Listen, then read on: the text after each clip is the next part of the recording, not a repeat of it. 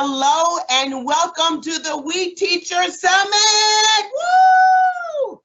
Oh my gosh, I am so excited to be here. Welcome to all of you. Yes, we are excited. It's early where I am, but guess what? This Teacher Summit woke me up this morning and it said hello, because it is an exciting day because we're going to elevate the voice of the teacher. I am Dr. Jacqueline Sanderlin, and I have spent over 30 years of my career serving in the education industry. And I don't see it as an industry. I see it as a calling, a way of life that many of you probably also feel the same. Because it's one thing that I know is that it is the empowerment of teachers that has propelled me forward. So on behalf of We Schools and the We Schools programming, we welcome all of you here today. We're going to have an exciting time, and we're going to talk about what it takes to be a good teacher, and not just to be a good teacher, what it takes to be a great teacher. We have some excellent speakers today, and when I think about teachers, I think about the fact that we're like cartographers. You know, we are the ones who really draw out the roadmap for many of our scholars to follow. Those hills, those valleys, those paths that they take to success, you know, those avenues that they take to their next level. We get to be a part of that. And that is so very exciting. So I'm excited, but I'm not here by myself. I'm here with the co-host, Mark Q, who's going to help me, and we're going to work together to make sure that we have an excellent day. How you doing, Mark? I'm doing awesome, and I love the early morning energy, Jackie. It's going to be an awesome day. And as you heard, my name is Mark Quattrochi, and I'm so happy to be your co-host for the day. I'm so excited for what we have in store for you, and to share a bit about myself. I'm a motivational speaker, a leadership facilitator, but also an educator with experience teaching overseas at international schools in China, as well as South Korea. I've also taught locally in Canada with a wide range of ages. And a fun fact about myself, and what eventually brought me to come work for We, was when I set out on a bicycle journey around the world from China all the way back to Canada to help fundraise for the We movement, during which time I was actually able to build 5 schoolhouses in communities around the world. It was a pretty awesome experience, to say the least, and yes, a ton of cycling. It took me 2 whole years and 35,000 kilometers of cycling through 40 countries. And to put that in miles, that's 23,000 miles of cycling to get all the way back home.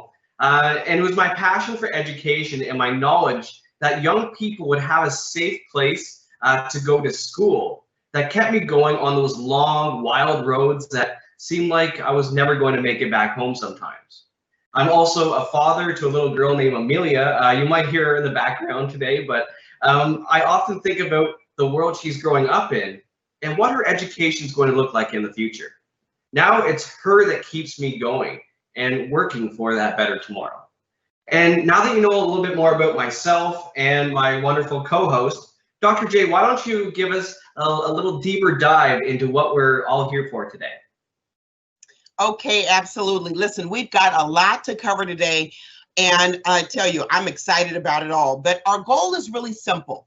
You know, actually, our focus today is about empowering teachers and elevating their voices.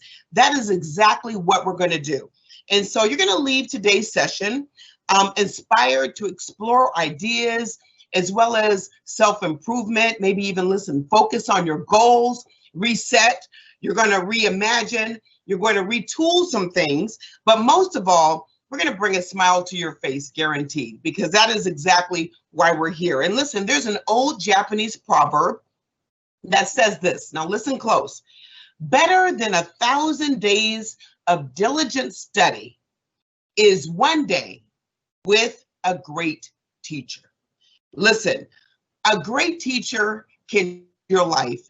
And many of you can think about how a teacher impacted you, changed you, moved you, and also took you to the place where you are now. I know I can remember that, and I know that you can too. But let's step back and be real with each other just for a minute.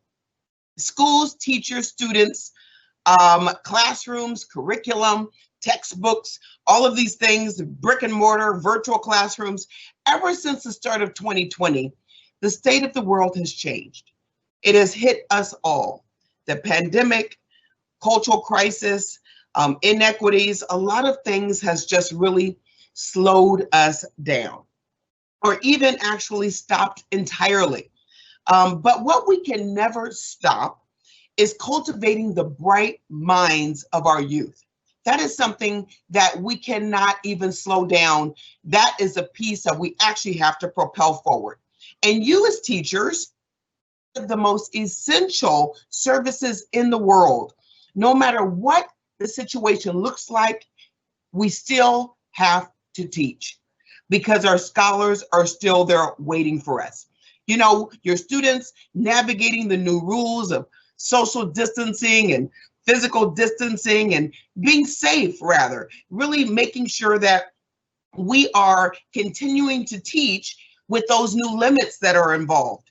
You know, it is possible that even with our virtual lessons and how we're competing with phones and technology, you know, we are still stepping up our game and coming into the classroom, whether that is in a virtual experience or whether it's even coming into the actual school.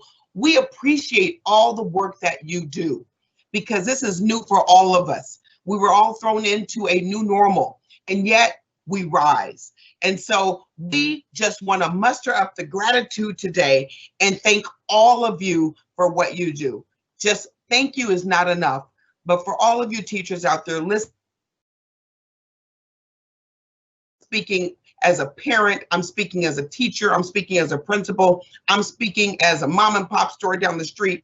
Everybody thanks you for what you do because we know it's not easy and we certainly appreciate you. And one way we want to show our gratitude by sharing is by sharing our We Teachers program with all of you right now.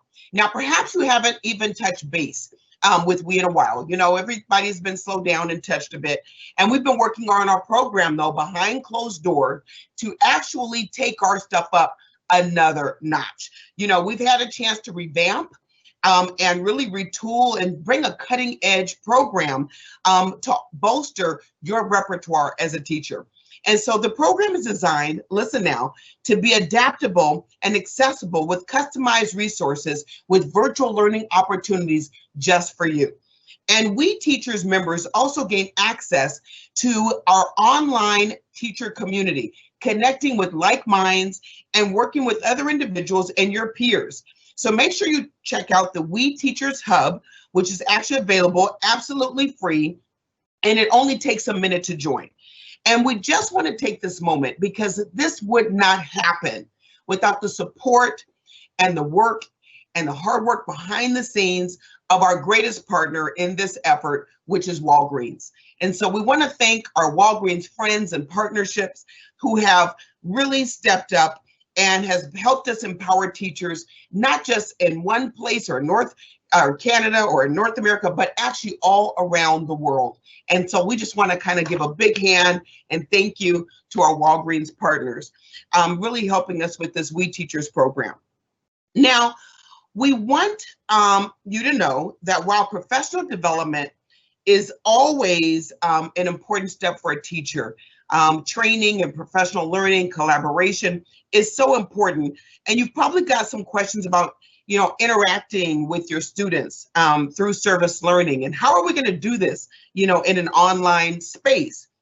Well, Mark, I'd like for you now, if you could shed some light on how we're going to really transition and move into this new climate of a virtual activities through We. Of course, Dr. J. Yeah, absolutely. And that's a really good question. What does service learning and doing good together look like when so many classes can't come together in person? So if the beach cleanups and bake sales that are effective learning opportunities are no longer at our disposal, what can we actually do? So throughout today's summit, you're going to find a lot of answers to those questions. And many times that answer is going to include our revamped and retooled We Schools program. As always, We Schools continues to include in curriculum and programming that teachers can use for the better and interact and learn with their students. But a lot of work has been done to make those tools relevant given the current times. I know things have changed a lot, especially over the last couple months, 6 months to a year. So for in-person teaching, virtual teaching, even for those doing a little bit of both, WeSchools is here to help. So this program wouldn't be possible without our great partners who have given so much time and energy to support WeSchools programming. Honestly, they've empowered thousands of youth through the program for many years, and we want to extend our deepest gratitude to them for that. So again, thank you so much to all of our incredible partners. And now that we know a little bit more about what is going on in the world, we now more than ever is a new and challenging time for teachers. Not only because of the pandemic we're facing together, but because of the challenging social issues that are sparking conversations among all of us. Today, we're going to take a look at how we can evolve your classroom and teaching style to ensure that a just, informative, and equal education format for all of your students, including trauma-informed teaching and classrooms, are available. We hope that you'll take some key elements you hear from today into your classrooms to speak about these issues practically, but also effectively. But we don't want you to wrap up the day feeling just super overloaded with knowledge or with a heavy heart either. In fact, it's one of our core beliefs that learning can always be both educational and entertaining. And so that's what today is all about. And that goes for teaching the teachers as well. We want to have an awesome time together today. So because today we're going to be hearing about some uplifting ways that you can interact with your students, hear from some amazing top experts that we're going to have on the calls today in the educational field, and maybe even we will squeeze in a few dance breaks. We'll see if we have enough time, but what better way to kick the school year off than with a teacher summit to learn and have fun with our peers and build a strong community of teachers who have each other's backs. That's so important. And just to take a moment, I want to give a huge shout out to our friends at Microsoft who support all of WE's digital programming. We honestly wouldn't be able to bring us all here together if it wasn't for them. And we want to thank them for continuing to put events together like this through our amazing programs, as well as our upcoming global classrooms. We couldn't do it without them. Thank you so much, Microsoft. All right, Dr. J, I don't know about you, but I'm just about ready to get started. I am too, Mark, especially when you just said dance moves. It's like that took me to another level. Okay. But before we dance and before we go there, I want to introduce our first guest speaker. And what a better way to kick things off really than to hear from an outstanding example of a teacher who is doing great things and has done great things. Our first guest is a retired teacher from Avondale Elementary School in Birmingham, Alabama, an inner city school which made up of students from all walks of life. In fact, she has made such an impact on students at her school that she is the current WeSchools Teacher of the Year. Her work is proof that when teachers make an effort to be more than an educator, but a mentor and a guide to their students, every student can and will succeed. And that's one of the greatest lessons a teacher can impart to their students. And it doesn't come from a textbook. It doesn't even come from other avenues around them, but it comes from the heart. And that is to be kind, caring, and an empathetic person to all people. Listen, everyone, I am so excited and I'd love to hear from her. You're going to be inspired when you hear her voice. And I just want us all to please welcome from Birmingham, Alabama, Arlinda Davis. Hello, my most beautiful and amazing teachers. I am Arlinda Davis, a retired teacher from Birmingham, Alabama. I am a WE recipient of the WE Teacher Award, as well as the current 2020 Alabama Sanford Harmony Award winner. I am so excited today to see you and to introduce you to the WE family. Let me tell you a little bit about my journey to becoming part of the WE family, and we are a family. When I was younger, I struggled in school. Not because I didn't know the answers, but because I had no voice. I had no voice because of who I was and what I looked like. But one day, an amazing teacher who gave me my voice said to me, Did you know you're a genius? That marked the beginning of my educational career. He helped turn the trauma that I was suffering into triumph, and I continued with success. Yes, I dealt with trauma, but because of him teaching me resilience and him teaching me to know my worth and making me feel and believe that I was a genius, I believe that. I graduated from high school at 16. I was in college, and by the end of my freshman year, I had already done a year and a half of college. But then tragedy struck again. I was a victim of sexual assault, and I thought it was the end of my world. But the teachers and the people in my life who taught me resilience, who taught me how to turn my tragedy into triumph, helped me overcome that. And I became a teacher. And because of what I had gone through, and because of awesome teachers like yourself, I found a way to use my tragedy, to use my trauma to help teach other children.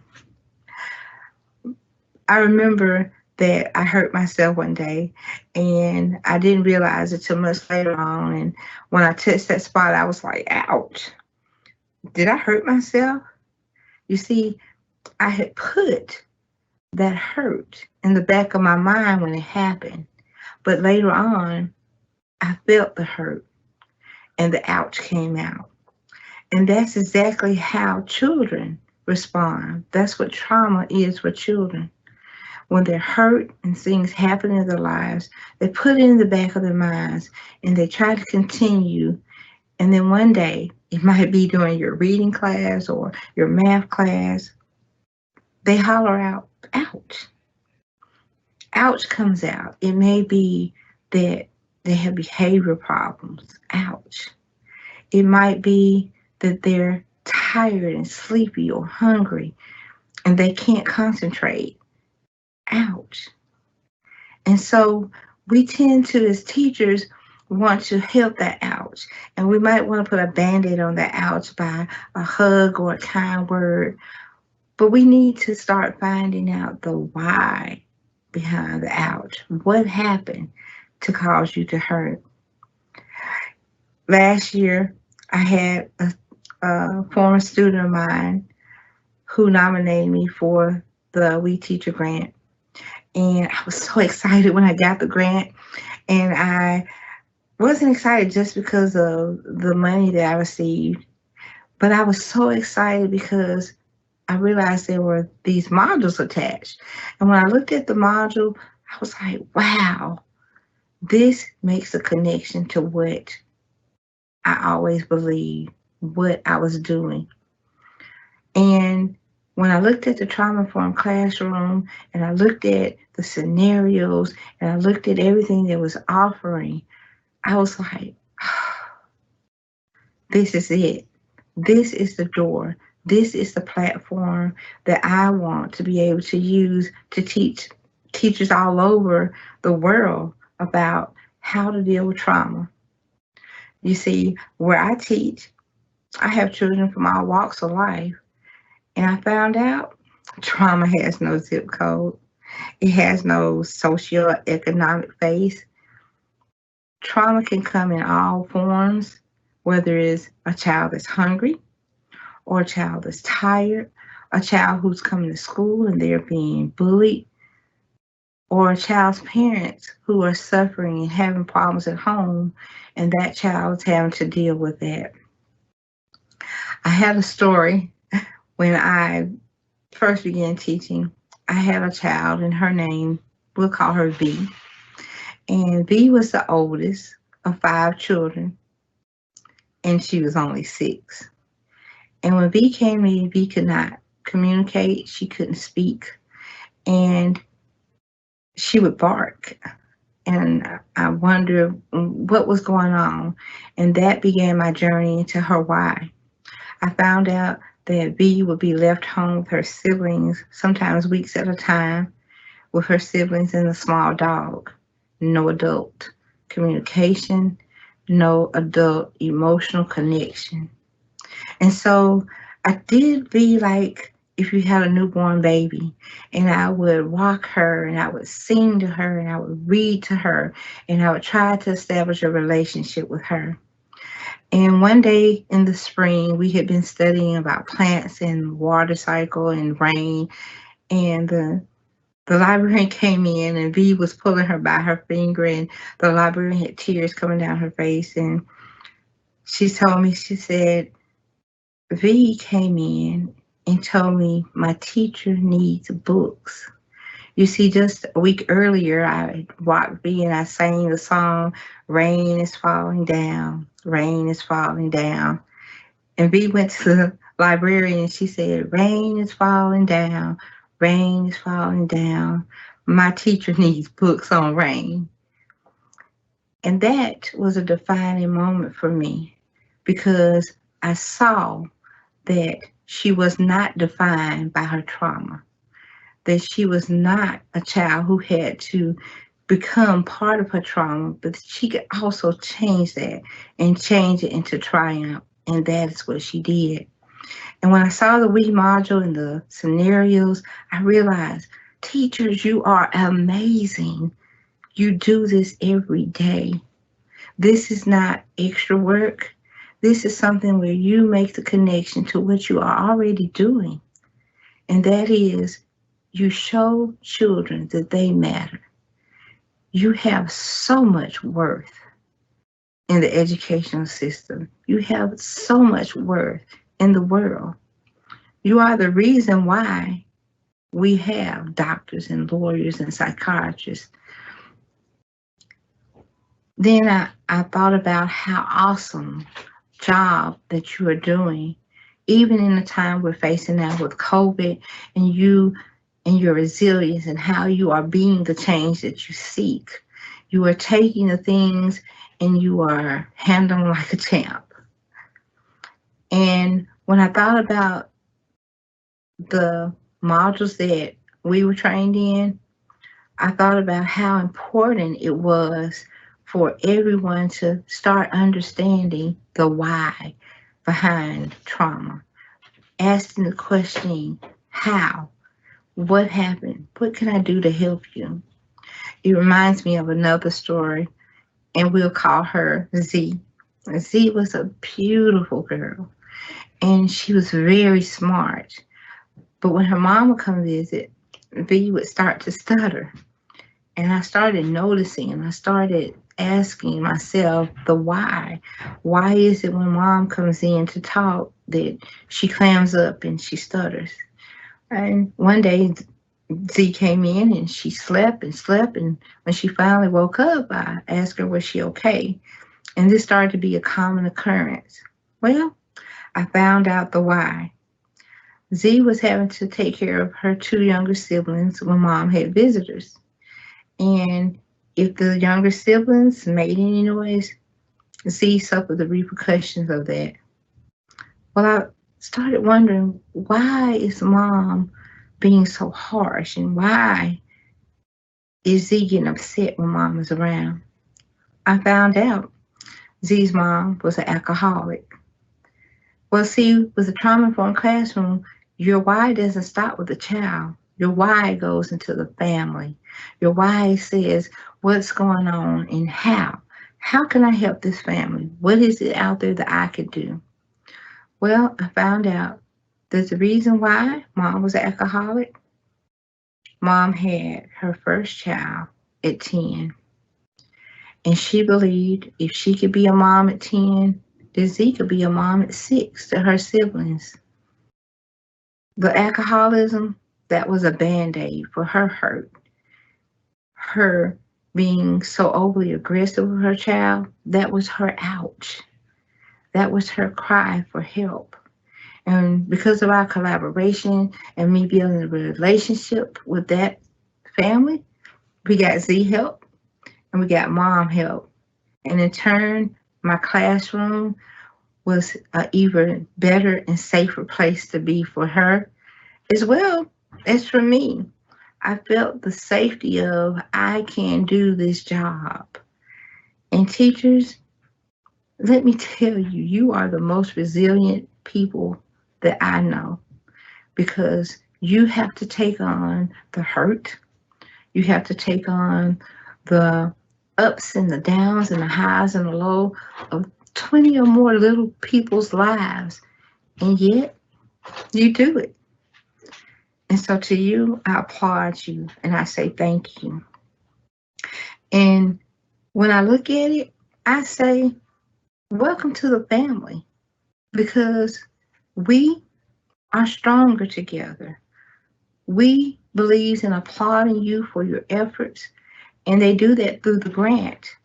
They're getting ready to open up the 2021 cycle for the We Teacher Awards, and this is the time where they would like to say thank you. Thank you for being awesome. Thank you for making a difference in the lives of our children. It was such a wonderful award for me. I was able to do so many things in my classroom that I normally would do on my own, just like teachers do. We normally like to pay for things on our own. But it was such a wonderful way to say to me that I matter. I have worth, and the lives of my children matter, and that we all are in this together. I used my grant to buy pillows and stuffed animals, and I created what I call my comfy, cozy corner. And it allowed my students that if they were tired, they could come in, they could rest for a minute, and when they were ready, I could teach them. I was able to keep my refrigerator stocked with snacks, because if they came in hungry, I could feed them. And I'm a firm believer in, you cannot teach them until you reach them. And the grant I received from We, it helped me do just that. Please, please, let everyone know that what you do matters, and let someone recognize you for all you do. Go to we.org and apply for the 2021 teacher grant. Not only that, there are so many resources available to you on the We Hub. When I say we are a family, I mean we are a family. We is here to help you. We is here to say thank you for the job that you've done. And today, we are family. And I could not be prouder to say that I'm a teacher, knowing that you, you, and you are making a difference in a child's life.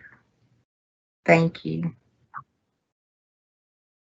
Wow, that was really special. And I just want to thank you, Arlinda, for sharing your time with us today. And I think that we can all take something back to our own classrooms and our own communities from your inspiring words and experiences. Personally, I learned so much from Arlinda's words. That idea of ouch and the hurt that many students are carrying around with them really honestly stuck with me. I think back on some of my own students that I had who I felt needed that extra support. And you know what? The extra support really needed to start at home if I was ever going to reach them in a more effective way in the classroom. And I also agree that being an educator is more than just the title of teacher, but it is a mentor, it is a therapist, it is a coach, it's so many things. It is that interaction that brings us all closer together.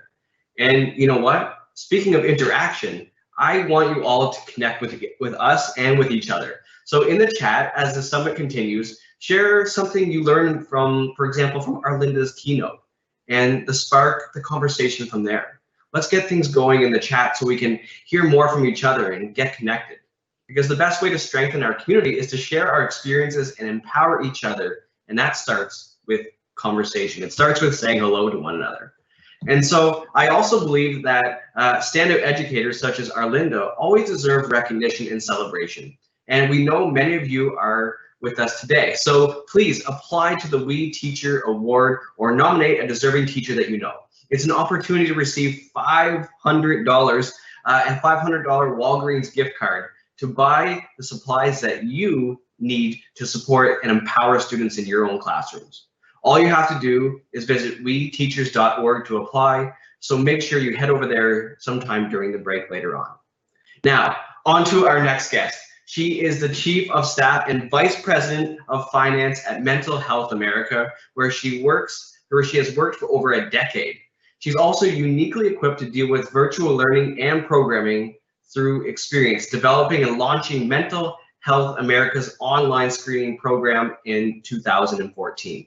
The program has since collected nearly 5 million mental health screens. Wow, that's incredible, and it is changing the lives for the better. Please welcome Jessica Kennedy, but first, check out this quick video to learn more about We Teachers.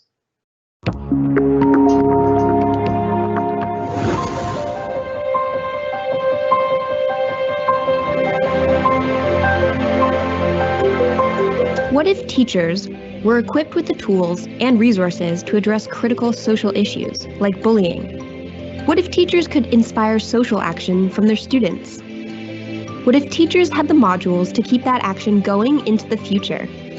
Because at the end of the day, it all comes back to the students.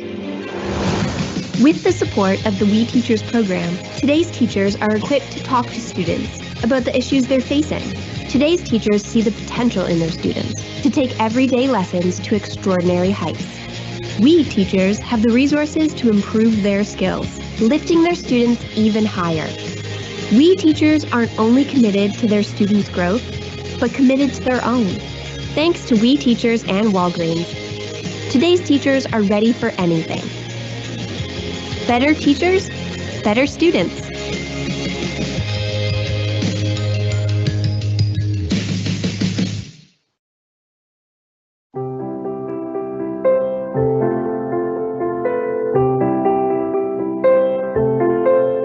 Hi all, Jessica here from Mental Health America, filming for We Schools, We Teachers program, made possible by Walgreens.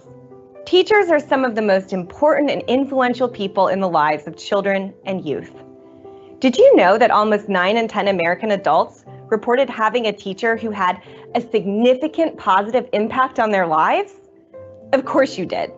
You're one of the people making an impact every day. You're a mentor. You're a role model. You encourage kids to follow their dreams. You boost their self-esteem and confidence. And many of you help kids and teens through difficult times. All while teaching them history so they can avoid the mistakes of the past, teaching math so they can learn how to Venmo their friends their share of the bill, teaching music so they can be the next Grimes, and teaching science so they can build us a home on Mars. Oh, and you're doing this while you're keeping them safe, teaching them critical social skills, helping them pass standardized tests and get into college, technical school, or the next phase of their lives. No small feat. That's why We Schools, We Teachers, and Mental Health America are partnering together to create a toolkit to support teachers who are supporting students in difficult times. Together, we're embracing a trauma-informed classroom.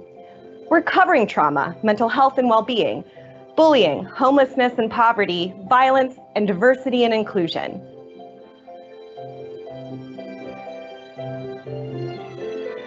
So what exactly is trauma? Trauma is the response we have to experiencing or witnessing an event or a series of events that threatens our lives, our safety, and our personal integrity. A traumatic event can be something that happens once. Like a car crash is an example of a traumatic event.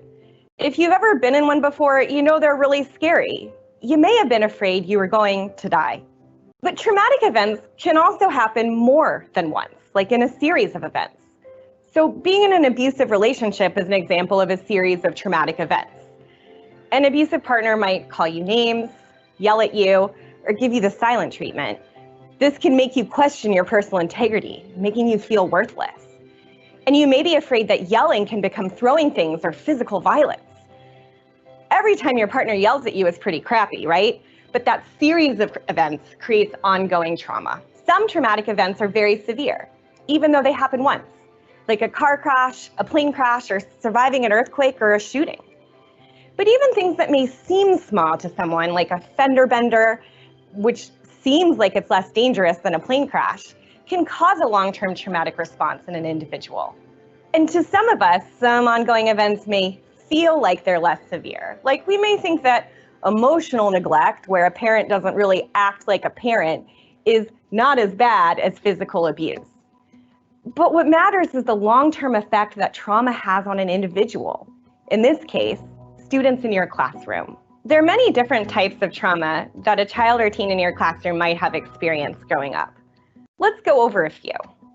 A big basis for what I'm about to go over is a study called the Adverse Childhood Experience Study, which looked at 3 sections of trauma that might cause issues in a child or teen.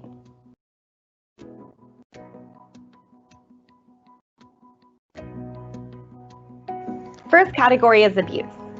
It includes physical abuse, verbal or emotional abuse, and sexual abuse. Physical abuse includes biting, slapping, punching, kicking, and strangling. It also includes threatening a child with a weapon, throwing things like TVs or shoes at children, or even forcibly restraining children. For example, by standing in a doorway and refusing to let a scared kid leave a room. Abusers sometimes try to cover their tracks, so bruises, cuts, and scrapes may be hard to find. Verbal or emotional abuse includes name-calling, saying things like, "You're an idiot," telling a child they're worthless, excessive guilt-tripping, or blaming a child for problems like, "This never would have happened if you hadn't been born."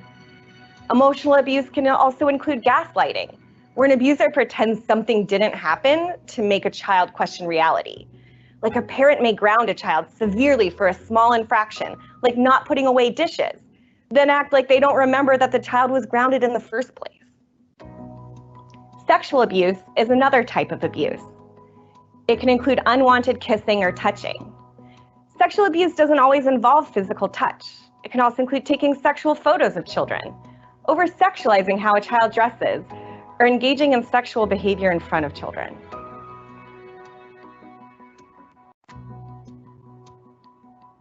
The next category is neglect. It includes both physical and emotional neglect.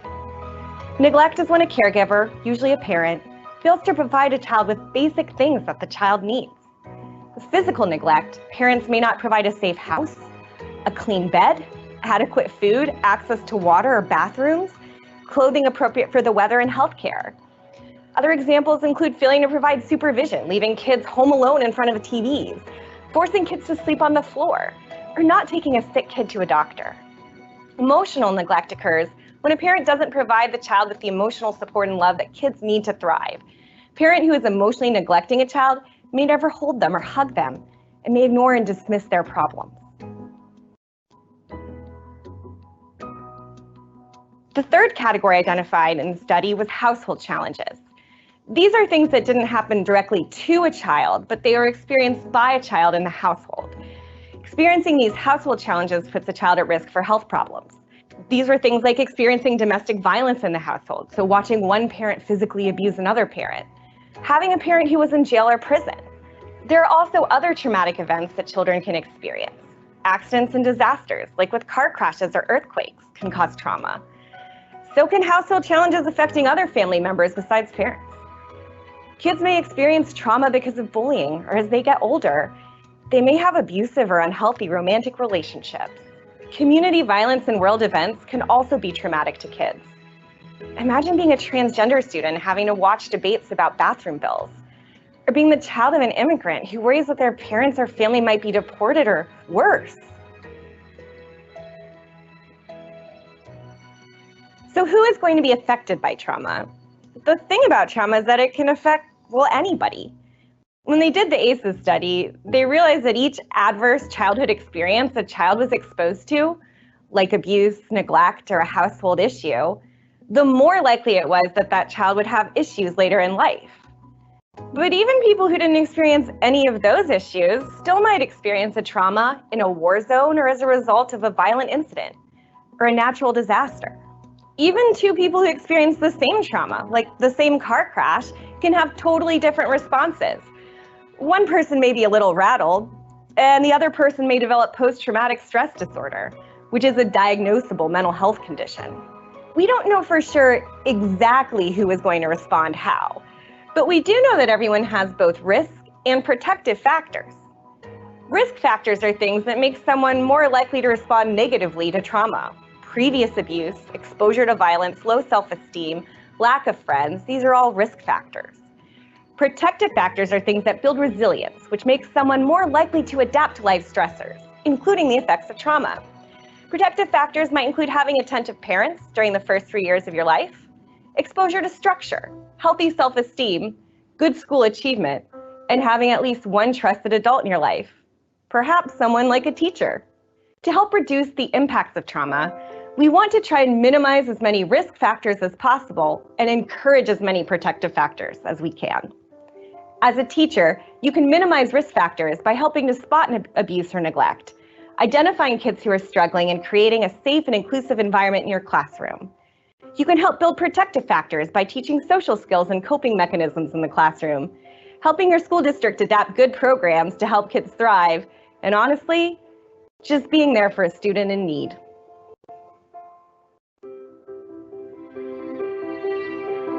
As a teacher, you can make a big difference in building a trauma-informed classroom.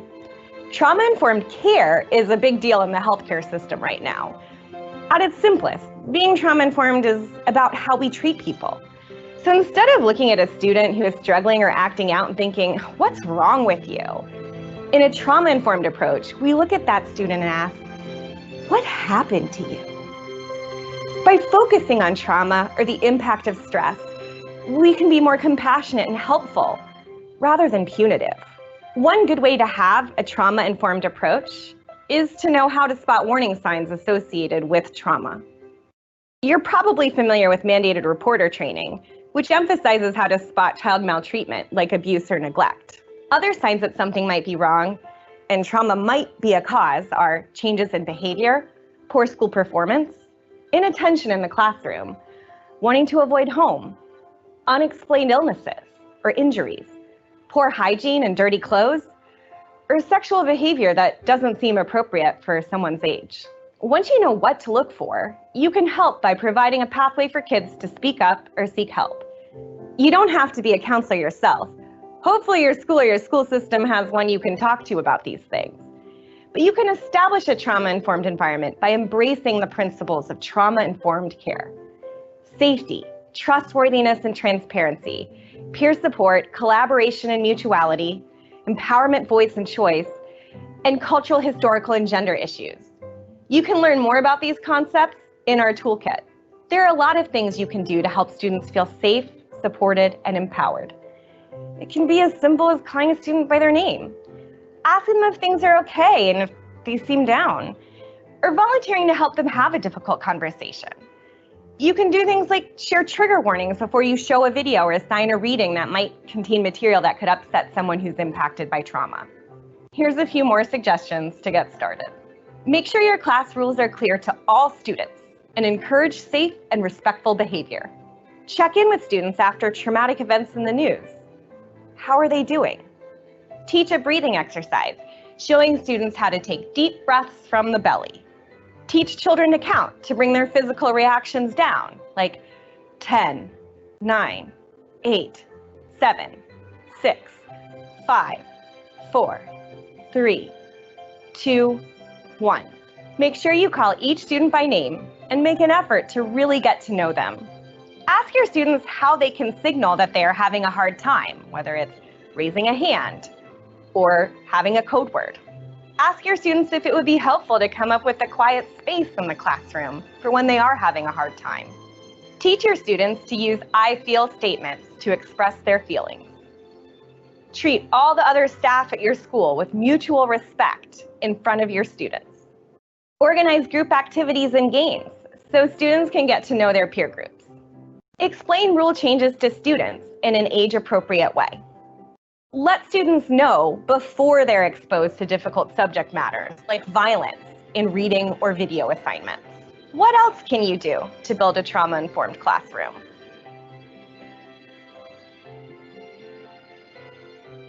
We've been focusing a lot on taking care of students and making sure that we're sensitive to trauma. And that's what it's like to be a teacher, right? You have all these wonderful, amazing, bright and talented children and teens to nurture, teach, and care about. And all of these students, well, they're relying on you. So you need to make sure you can take care of yourself as well. Counselors and other people who provide social support to those who've experienced trauma can experience something called vicarious trauma. And burnout is a real thing, especially among teachers.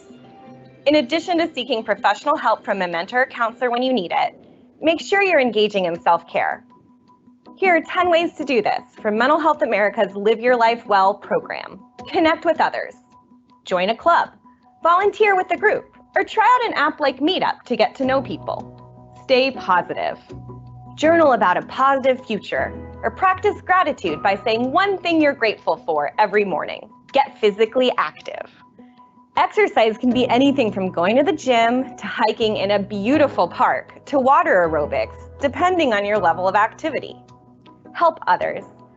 Volunteer for a charity or call someone you haven't seen in a while and ask if they're okay. Get enough sleep. Okay, easier said than done, but aim for 7 to 9 hours of sleep per night. Create joy and satisfaction.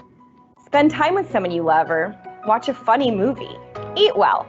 Just try and switch out a few weekly snacks for some fruits and veggies to start. Take care of your spirit. If you're part of an organized religion, you can go to services. But if not, you can meditate and connect with nature. Recognize what's going on with you and take action during hard times. Make a to-do list or call a friend when you need support. And get professional help when you need it. It's no easy task to be responsible for so many futures. But thank you for everything you do.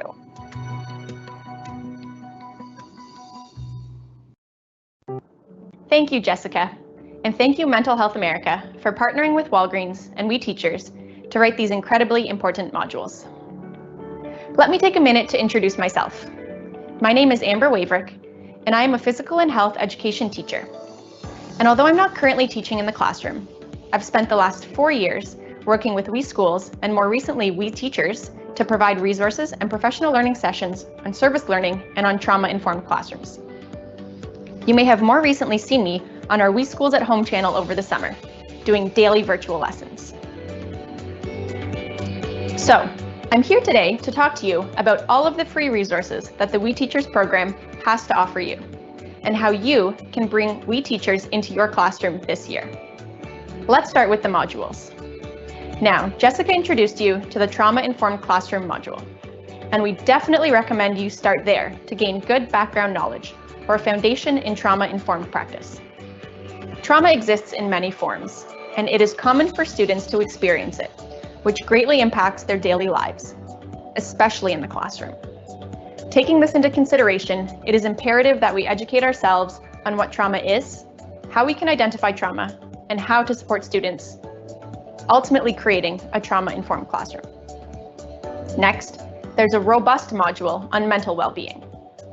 As educators, having students that feel safe and confident to manage their stress, trauma, and mental health concerns also significantly improves their chances of learning and succeeding in school. Most students will likely face some kind of challenge that puts them at risk for mental health concerns during the time they are in school. With mental health and wellness issues on the rise, we need to ensure that when students face these challenges, they have the support needed to help them work through their stressors, biological changes, and trauma. This module will introduce the topic of well-being by providing a comprehensive foundation on the issue. You will also learn about critical statistics, become familiar with terms, and understand the different ways to address mental well-being with students. Next, there's a module on bullying, or anti-bullying rather, where you'll gain a greater understanding of preventative actions, interventions, and policies, along with some activities to do with your students in the classroom or online. The fourth module is all about diversity and inclusion. This module goes into detail about how you can recognize diversity in your classroom and what you can do to ensure your class is an inclusive environment for all of your students. This module will help support you and your classroom by being an ally and creating a safe space where people from diverse backgrounds can share their stories and their perspectives. The next module is on poverty. According to the US Census Bureau, in 2018, an estimated 38.1 million Americans lived in poverty out of a total of 327 million people. That's a poverty rate of nearly 12%. This number does not include people who are homeless, since the census is only sent to households. With the number being this high, chances are that students' lives have been touched by poverty in some way, and many might be experiencing or have experienced poverty themselves. As teachers, it is essential to create a classroom that feels free from outside problems and is a safe space for all students, especially those who might be living in poverty or experiencing other challenging life events. The 6th module is about youth violence. Now, before you begin to take action towards preventing violence in your classroom or online, and supporting students who may be involved in youth violence, it's important to understand the many contexts in which young people may experience violence, as well as its causes and the impact violence can have on young people's lives. And finally, our 7th module, which we could have never even imagined writing at the start of the last academic school year. This module is all about the pandemic and supporting teachers, parents, and caregivers with a pandemic-informed community resource. This resource will help you discuss pandemic-related trauma with youth on a home, classroom, and community level. It will give youth a background into what a pandemic is. It will help you build resiliency at home and at school. And it gives practical and relevant tips for helping youth feel supported. There's also a large activity section on activities for the whole you, mind, body, and soul, to make sure that every part of you is being taken care of and nurtured, while also helping those around you take care of themselves as well. This is a really worthwhile module to dive into, so please take a look. Now, you're probably thinking, wow, these modules are fantastic, and I want them for myself, or my school community, or my parent group. But how do I access them? Well, look no further. I'm going to let you know exactly how you can access them now. And don't forget, they're all free. Okay, let's talk about the We Teachers Hub. If you're really eager to explore this online hub right now, please visit teachershub.we.org to get started. However, if you stick around with me for just a little bit longer, I'm going to walk you through some of the really exciting features of the hub, as well as how to get started and some new additions we're going to have for you in the very near future. Once you land on the Teachers Hub page, you're going to have to create an account, which is in the top right-hand corner. If you've already created an account, then just make sure you're logged in before venturing too far into the site. Again, it's free to sign up and access all of the resources on this site. Once you're signed up and logged in, click on the Resources tab at the top of the page if you're on a computer or laptop. If you're on a cell phone or a tablet, you should be able to find a menu button at the top of your screen that will pop out all of these options. Under the Resources tab, you'll be able to find all 7 of the resources that I spoke about at the beginning of this session. They're all downloadable and printable, so you can bring them with you to school, and so you can also access them offline. You'll also see many other resources on a variety of different topics, like digital citizenship, food sustainability, and healthy food for healthy bodies, to name a few. So go exploring. There's ready-made lessons and something there for everyone, from kindergarten all the way to grade 12. The next thing I want to talk about is the Courses tab back at the top of the page. We're really excited to unveil these new courses for you to start this school year and to start or enhance your journey into trauma-informed practice. These courses follow along with the modules and are here to help you gain a deeper dive into the We Teachers resources. The courses are very interactive with videos and activities to help strengthen your understanding of the issues and support you in better supporting your students, whether it's in the classroom or online this year. We're also really excited to let you know that after completing each learning path or course, you will receive a badge, much like the Microsoft Educator Community badges, that you can proudly display on your signature. We also want to let you know that these courses are in the process of becoming accredited by the International Association of Continuing Education and Training. Once they are, you will receive CEUs, or Continuing Education Units, for completing the courses, and a certificate once you've taken all of the trauma-informed practice courses to say that you are a trauma-informed practice educator. Exciting, right? So, to wrap things up, here are the takeaways from me. Join the We Teachers Hub to gain access to the free resources from We Teachers and to help you bring a more trauma-informed lens into your classroom. Explore the Trauma-Informed Practices course to strengthen your knowledge and understanding of these prevalent issues and to learn how to apply these practices in your own classroom setting, both in person and online. Stay tuned for We Teachers course accreditation so you can become a trauma-informed certified teacher. And one last thing that I forgot to mention. We Teachers is coming out with one more brand new module this year on anti-racism, so please stay tuned for that. I wanted to take a few minutes to answer some frequently asked questions about the We Teachers program. Question 1.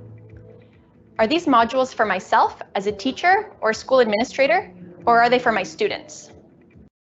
The answer is, the We Teachers modules that I talked about today are for teachers, school staff, even parents, to strengthen your knowledge and teaching practice, and to give you some more tools for your toolbox. Tools that will hopefully help you understand and gain perspective on some of the issues that students are facing, and equip you with the skills to address these issues.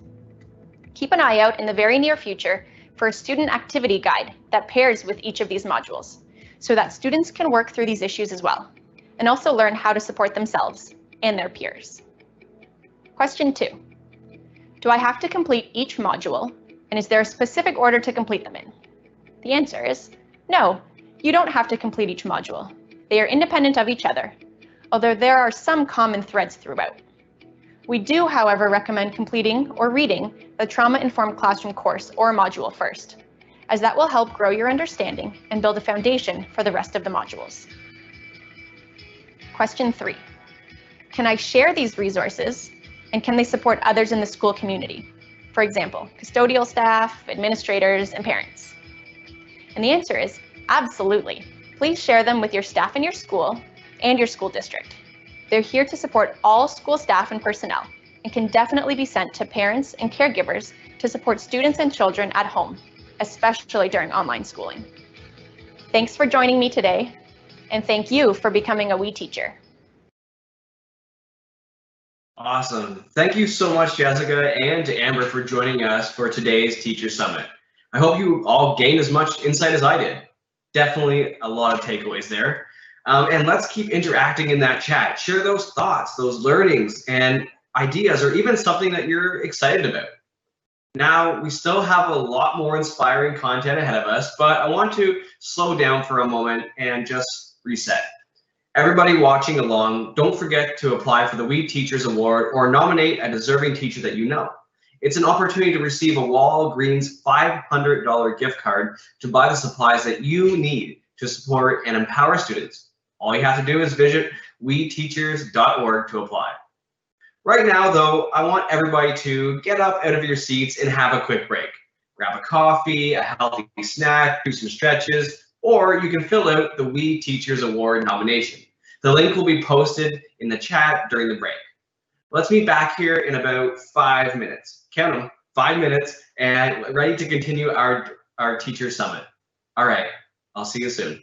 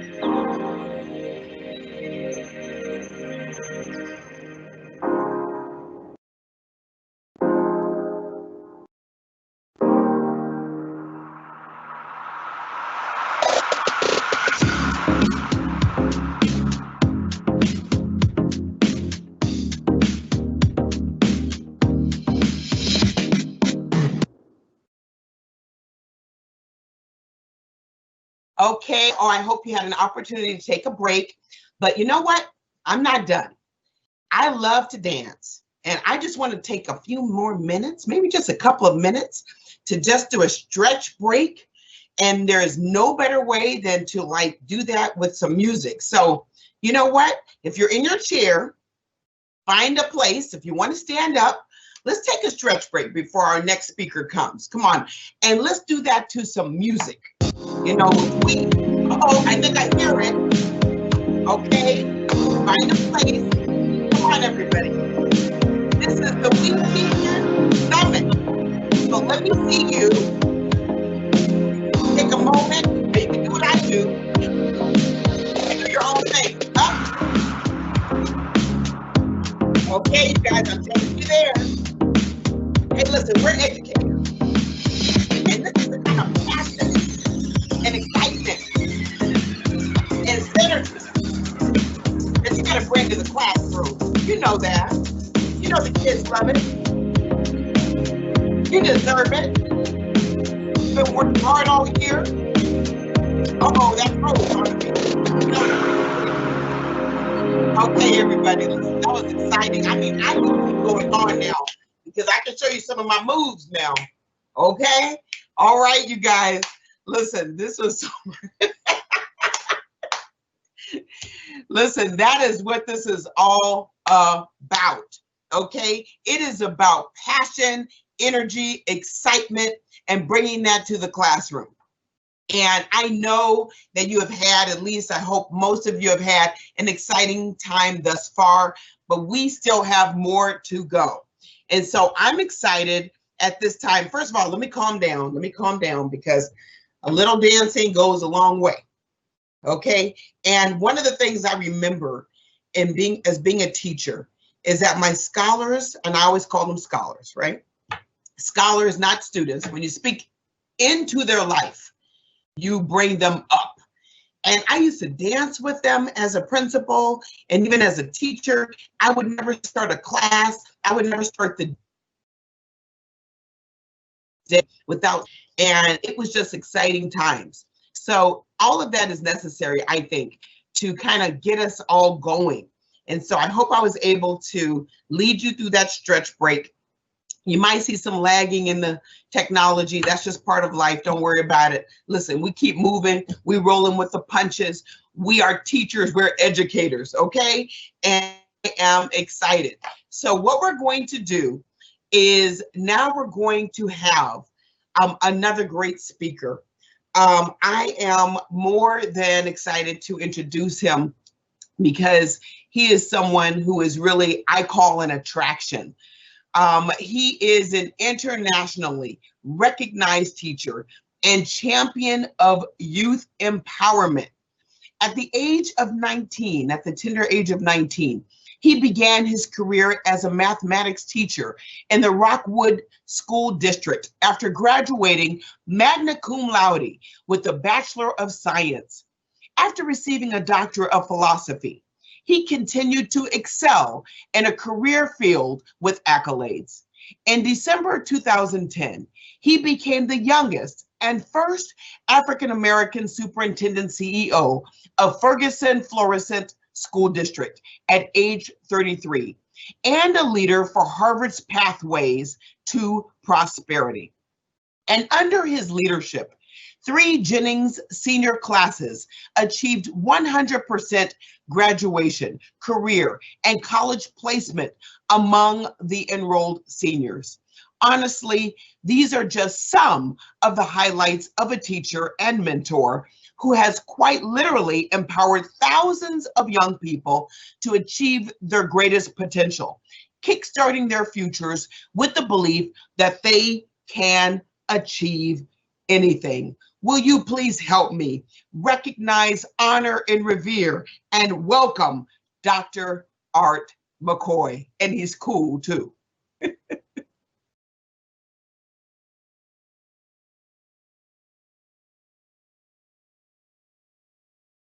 Okay, we might have had a glitch because we can't hear Dr. McCoy.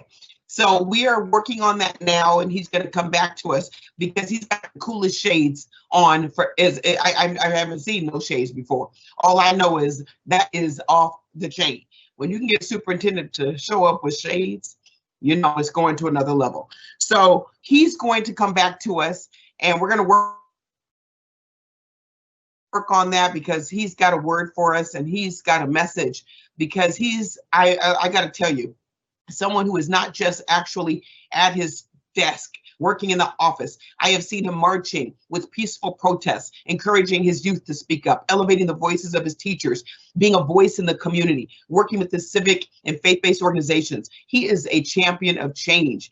And so I am excited about to hear what he's going to say. I know you will. So we're going to come back in a few minutes. And when we come back, we're going to hear the voice of Dr. Art McCoy.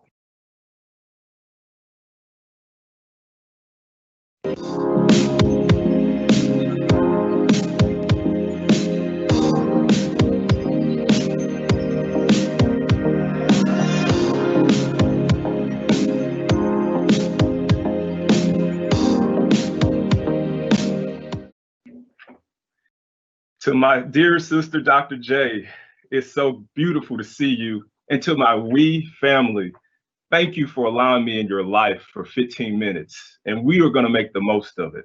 I want to say that technical error was actually on purpose on my part, because it's in the anticipation of an event that is so pregnant with the power for change. And it's in the anticipation that we have some great expectations that lead to greatness in our walk.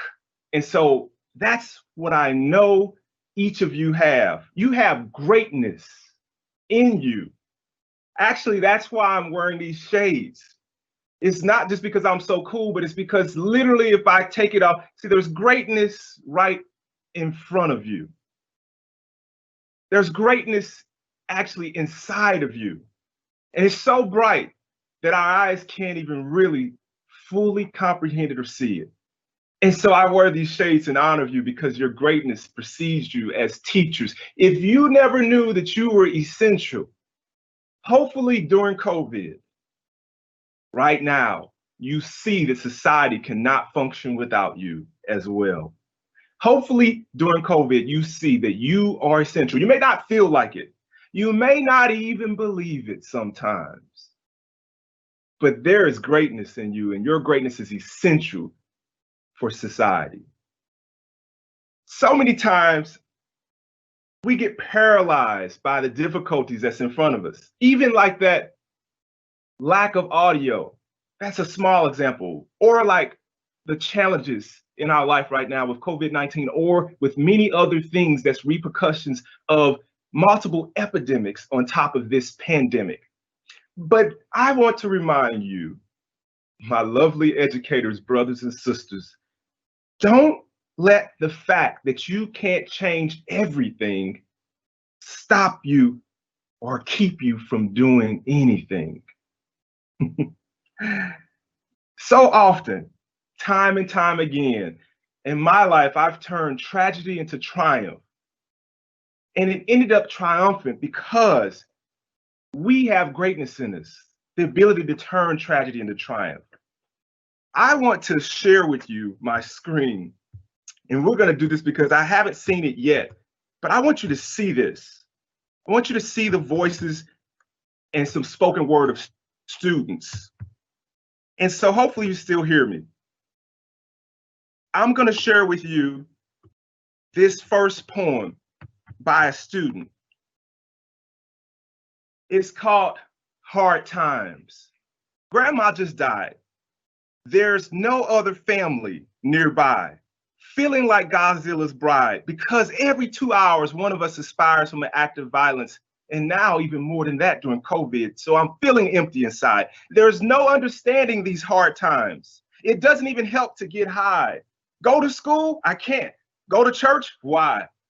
Don't deny that even if I could, it wouldn't help. There's too much pain. There's too much pride. Call it fate, but hate helps me sometimes just get by. And to my surprise, a new feeling has visited my mind. When I'm alone late at night, it seems justified. It seems suffocating, a suffocating feeling inside. It says, I'm your savior. No. God? No. Suicide? Yes, suicide. Another student voice that's so real today, because we know that suicides are at all-time high. That's why students need you, even during COVID, even virtually. You are so essential. Here's another student voice. This one I seared in my heart. It's called Who Can I Turn To? And I'm gonna stop even sharing my screen so you can see me as I say this to you. Who can I turn to?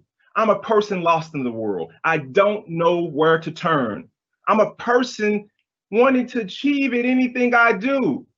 I want to be treated like I exist. I want to be seen for more than the outer me. I want to be seen for the person placed inside of me.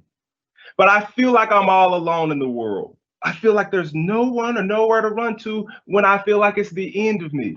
Sometimes life for me will never go right. As much as I try, it will just never go right. So what should I do if the problems I face won't come up from this deep, dark place inside of me? Who can I turn to if I can't even turn to the person who gave life to me? Then who can I turn to?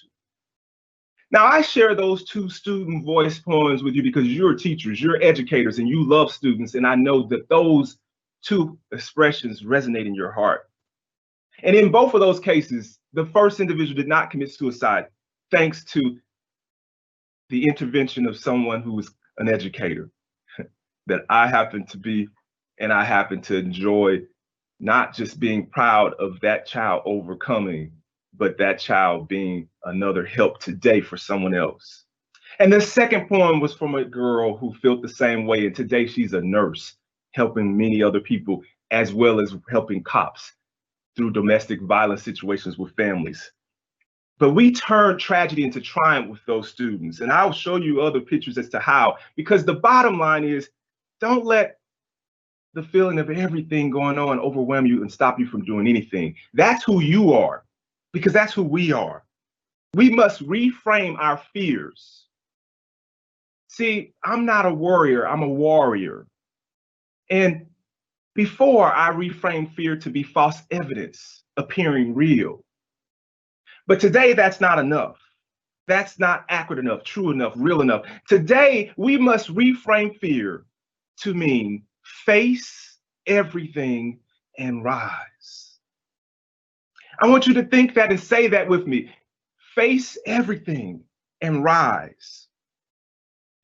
We have to utilize the tools and the techniques that we teachers, we well-being is giving us through We Charity, so that we can reframe the trauma, so that we can have well-being. See, I focused on two poems from students that said suicide, because here's the fact.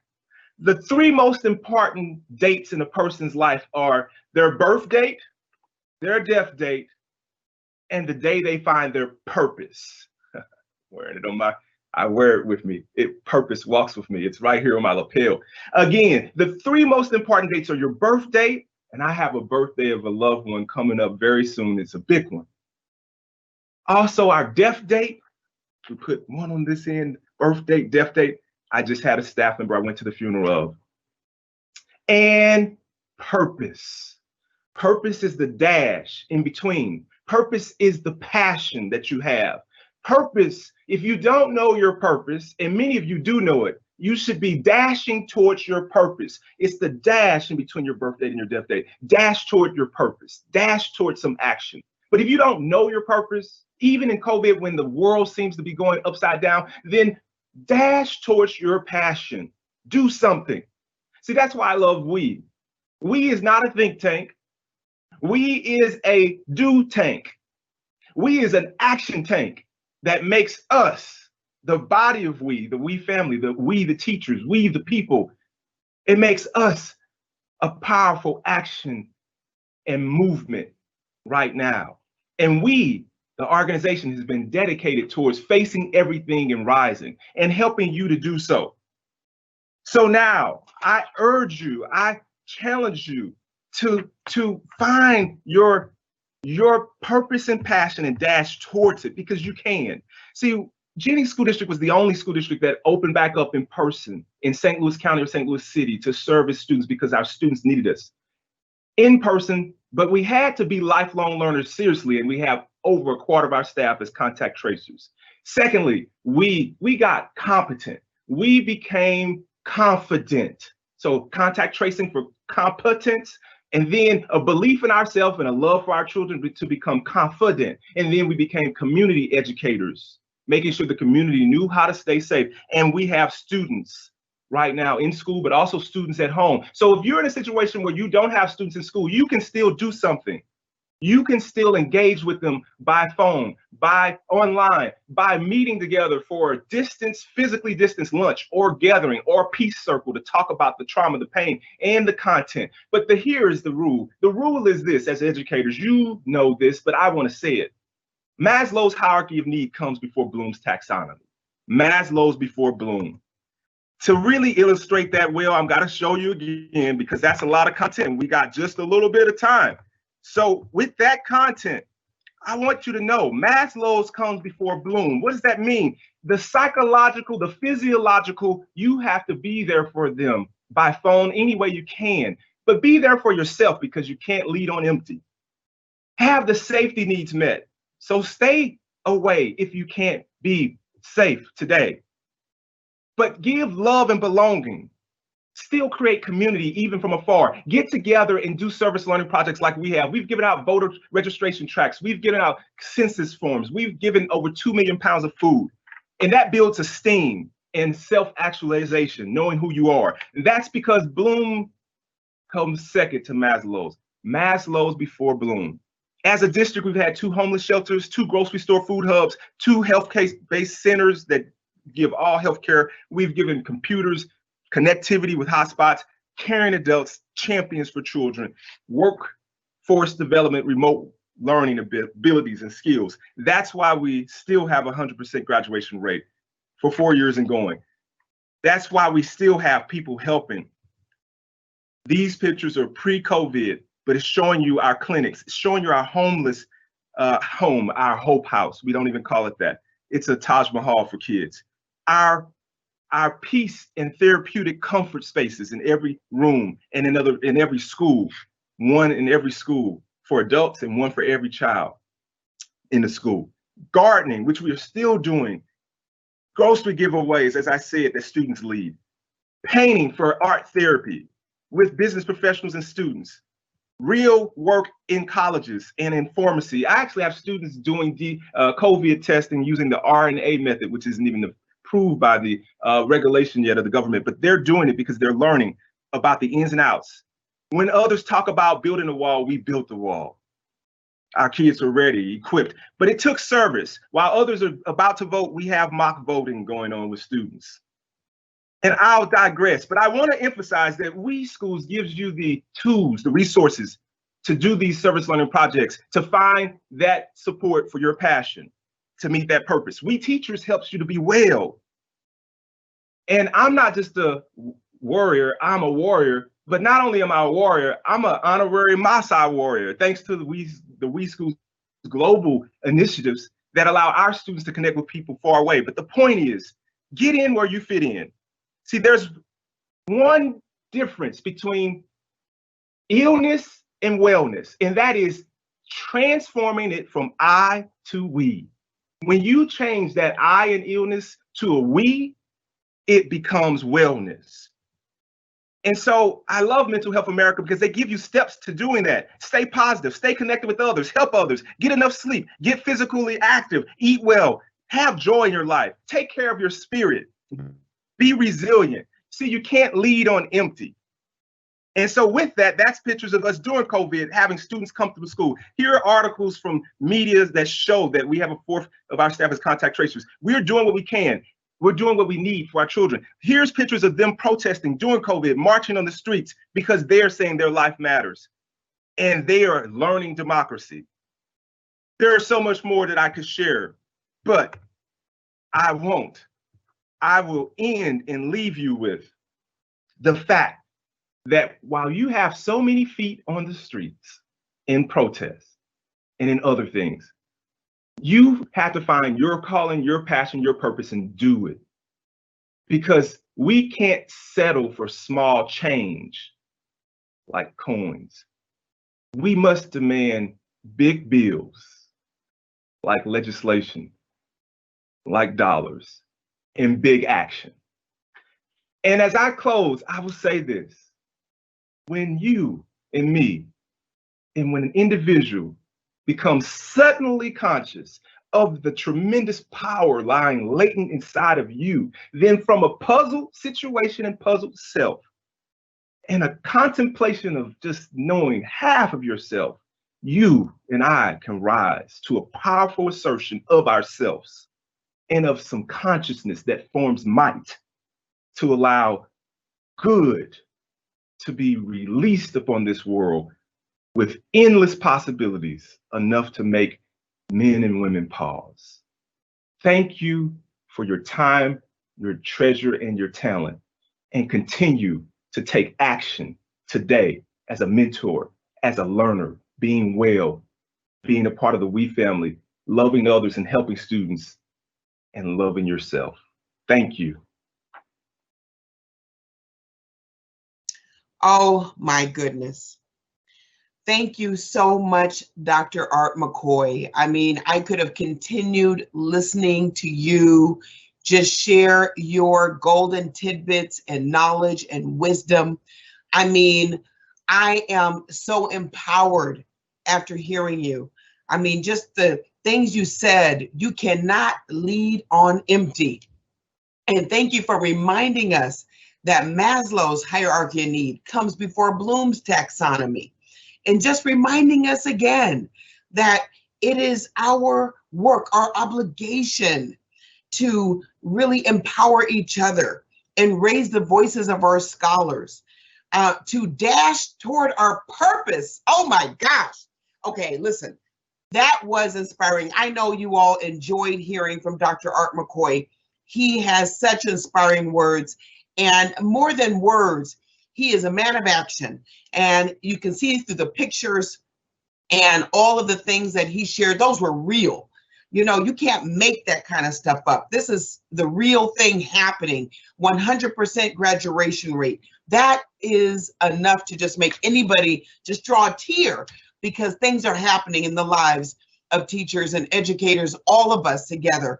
And this is what today is all about. It is about hearing those stories, those real events that has impacted us, move us, those iron sharpening relationships that are here today to say that we matter. Teachers, you matter. And on that note, you know, it's such a high note right now. And it's such a perfect segue as, you know, we look at earlier, you know, in the day that when we began, we took a high level overview of how We Schools gives you the tools as well as the resources as an educator to interact and empower your students on a whole new level. And I hope that alone, listening to every speaker from the Keynote to Mental Health America and to other individuals who are pouring in and seeing the pictures of the impact of We, when you embrace it, as Dr. McCoy said, you know, taking out the I and putting in the we, things begin to change dramatically. And now we have the opportunity and the honor to hear from the founder of We, whose entire vision was based on empowering young people. That was the intention of the work. The intention of We was based on empowering young people. And that same intention drives this work to this. And so in lieu of a formal introduction, I'm going to let Craig Hilberger, the of We, speak for himself and share with you the power We Schools programming. But I want to say that to me, a person who has been able to do so much from the heart as a child, started this as a child, kids speaking to kids and creating the change and what it is today. I don't consider Craig as just a role model. We see them every day. They're on television. They're in books. They're in magazines. They're on the silver screen. But guess what? He's bigger than a role model. To me and to many others, he is a real model. And they come very far and few in between. At this time, I welcome and I honor, and I ask you to help me to do so, welcome and honor Mr. Craig Kielburger. Hi, my name is Craig Kielburger. I had the pleasure of growing up with two incredible parents, both whom are teachers inside and outside the classroom. It was a teacher who inspired me in 7th grade to start an organization along with some friends. And that's how I have the pleasure to introduce myself to you, incredible teachers across America and around the world. Also known as the co-founder of the WE organization. And part of our work across the United States is provide service-based learning educational resources. Well, I'm going to share a little bit more for those of you who may not be as familiar with our organization. WE Charity started in 1995. At the time I was 12 years old. And getting ready for school one morning, I read a story about a young child slave in Pakistan. He was 12 when he was killed. The similarities in our ages got me so angry that I brought this story then to my 7th grade teacher, Mr. Federagoni was his name. And I'll never forget how he didn't dismiss that moment. He didn't say, no, we got to focus on our next standardized test prep or say that we're running too late in classes. No, instead he realized that this was an amazing learning opportunity. And he helped to turn the entire classroom upside down. We studied slavery and social science. We talked as a class about geography. We looked at it through a mathematical lens and talked about all of the different issues connected. School became more than just memorizing for a test. It became an opportunity to create a positive impact in the world. Well, now 25 years later, we helped build that framework into educational resources in partnership with incredible teachers like yourselves. Now we know it's been a really tough time. COVID-19 has transformed how we learn, but we also have to look at not only how we learn, but what we learn to continue to innovate through the platform, but also the content. WE Schools uses a service-based learning framework so that students can still develop all the core educational skill sets, but do so in service to others and learning about core social causes. Let me use an example about one of the WE Schools resources.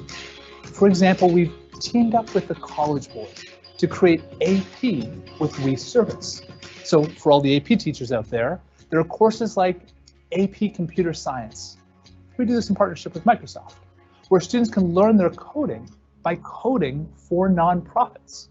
What an awesome way to not just learn the core skill, but to immediately see its application in a real world context. Or another example, we have courses through the AP framework in art. And again, through AP with WE Service, they learn about key social causes, for example, raising awareness on mental health issues, helping to create a safe space conversation, to push the limits in schools around stigma, to have these conversations that art can break through in such powerful ways.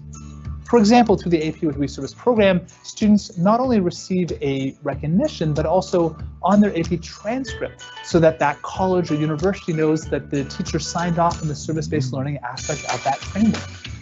Now, AP with WE Service is just one of many resources that we provide free in partnership with incredible school districts and teachers like yourself. We have service learning campaigns. Students can get involved in a whole slew of actions, helping on countless causes, from protecting the environment to helping to tackle homelessness in their own communities. We have lesson plans, educational curriculum and framework, so that teachers can make a whole collection of different social issues come alive. All of this is accessible through we.org and through the WE Schools program. So I would invite you as an educator to please continue to use these great resources to inspire and engage your students. And you might be familiar with our WE Days, where over the years, over 1.5 million students have earned their way to stadium celebrations of service to hear from inspirational individuals, to reward them like a graduation but for doing social good. Those We Day videos continue online at we.org. Thank you so much for being part of the We Network. As I shared at the beginning, not only did that one 7th grade teacher change my life 25 years ago when we first launched the organization, but I'm also proud to be the son of 2 incredible teachers. My father taught high school French, my mother children with special needs in elementary school, and both of them taught inside and outside the classroom. When I look at the lessons that they've taught me over a lifetime, the most powerful ones go far beyond just reading, writing, and arithmetic. I look at the lessons around compassion, empathy, service, active citizenship. I believe we need those lessons both inside and outside the classroom more than ever before. And so to all the teachers out there, all the quiet heroes, whether you're at home or in the classrooms, no matter how you're consuming and learning this in our unique world that we find ourselves, thank you for continuing to be the superheroes and taking care of young people throughout this journey. And on behalf of the We organization, we're honored and proud to continue to work with you to inspire, to engage, and educate the next generation of young changemakers. Thank you so much, Craig, for sharing your story and providing us with some much needed inspiration during this time. My name is Carrie Stewart, and I've been a part of We Schools for the past 9 years. And now I'm excited to take a deep dive into the resources, tools, and opportunities coming your way this school year. As always, the goal of all of our resources is to support you and your in your service learning journeys. We're so proud of the history We Schools has in supporting teachers and students in making a difference, but we've never faced a school year quite like this before. And just like you as teachers, we've needed to make some changes and we've needed to adapt. Whether you're in virtual teaching, at an in-person classroom, or still unsure about what the future teaching experience might look like for you, we're here to support. And we're going to help you make service learning happen in a safe, responsible, and meaningful way. While we've made some changes regarding the what and the how of our program, the why remains the same. Rooted in social and emotional learning and positive youth development, our program offerings support teachers and empower young people to be their strongest selves and gain the critical skills to be future ready and compassionate citizens. And this year, we will continue to provide these resources and tools as part of both the We Teachers and We Schools programs. First, let me explain how both these programs work with one another, giving you a complete tool set to empower your students. As a teacher, you have completely free access to both of these programs and the tools available. First up, We Teachers, a no-cost program for teachers that provides free resources and training to support you in addressing critical social issues with your class. As a part of this program, teachers become part of a powerful network working towards excellence in education and enriching students' lives.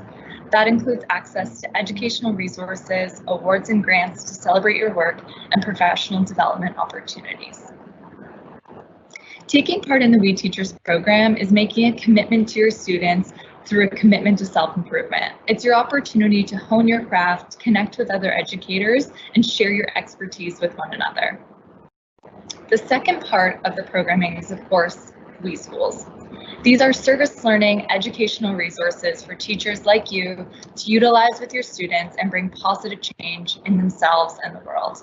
Through these service learning opportunities, We Schools increases students' academic engagement, civic engagement, workplace readiness, and future readiness skills, and increases their well-being.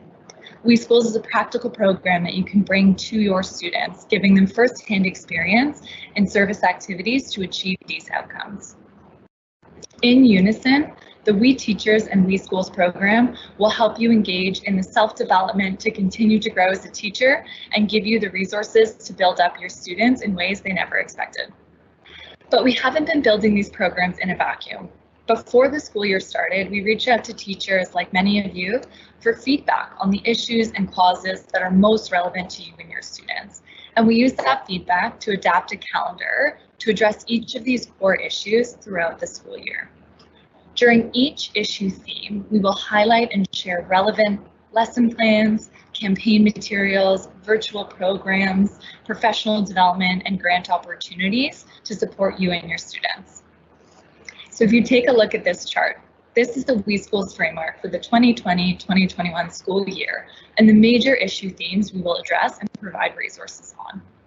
Let me first draw your attention to the foundational module, which has great tools that provide educators with a sequenced approach to develop supportive instructional practices, build positive relationships, and create safe and caring environments that foster student engagement and learning.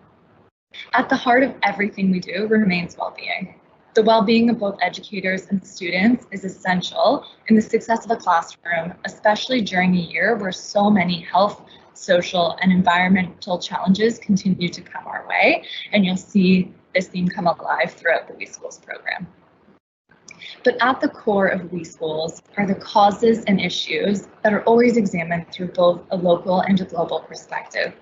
Based on the feedback we've heard from many of you, we've reviewed our resources with a critical lens to better support you in navigating how to implement these resources with your students in a blended learning environment. The first theme we will cover this year is education. In this theme, we'll cover topics including literacy, STEM, and access to education for students around the world. Social vulnerability is the next core theme. In this theme, students will explore issues such as hunger, homelessness, poverty, and violence. Through volunteerism and action planning, your students will learn the root causes as to why these issues exist and how we can have a direct and positive effect on them. We'll then turn our focus to equity and human rights, with current tools on topics such as accessibility, discrimination, and diversity and inclusion. We're continuously working with subject matter experts to expand our resources to support you in addressing these crucial issues. Up next is a look at environmental issues such as climate change, food security, waste reduction, and sustainability. This topic is so important to discuss on both local and global scales, how actions at home can have a ripple effect on the health of our entire planet. And lastly, another core topic in the WeSchools year is health and well-being. Resources in this theme address mental health, bullying and cyberbullying, nutrition, physical health, and healthy relationships. As we navigate a new school reality, both physical and mental health maintenance will look very different for you and your students.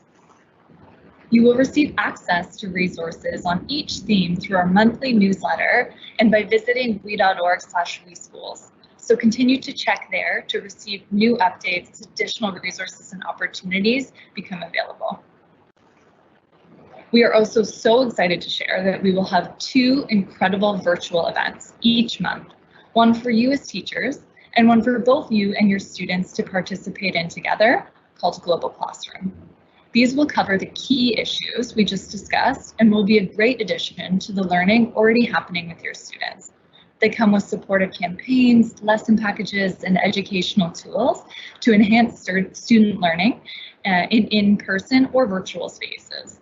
You can register today for all of these remaining programs for the 2020 year right now by visiting we.org/WeSchools. And finally, we also have some incredible awards and grant opportunities thanks to many of our generous partners. It's our goal to ensure you're always supported with the projects you have planned. So also check out these awards and grants at we.org/WeSchools. We are so incredibly grateful for the support of our partners who help us bring WeSchools to life. WeSchools is presented by our partners at Microsoft and Unilever and supported by Walgreens and Dow, and we could not do what we do without them and their commitment to supporting teachers and students. Thank you.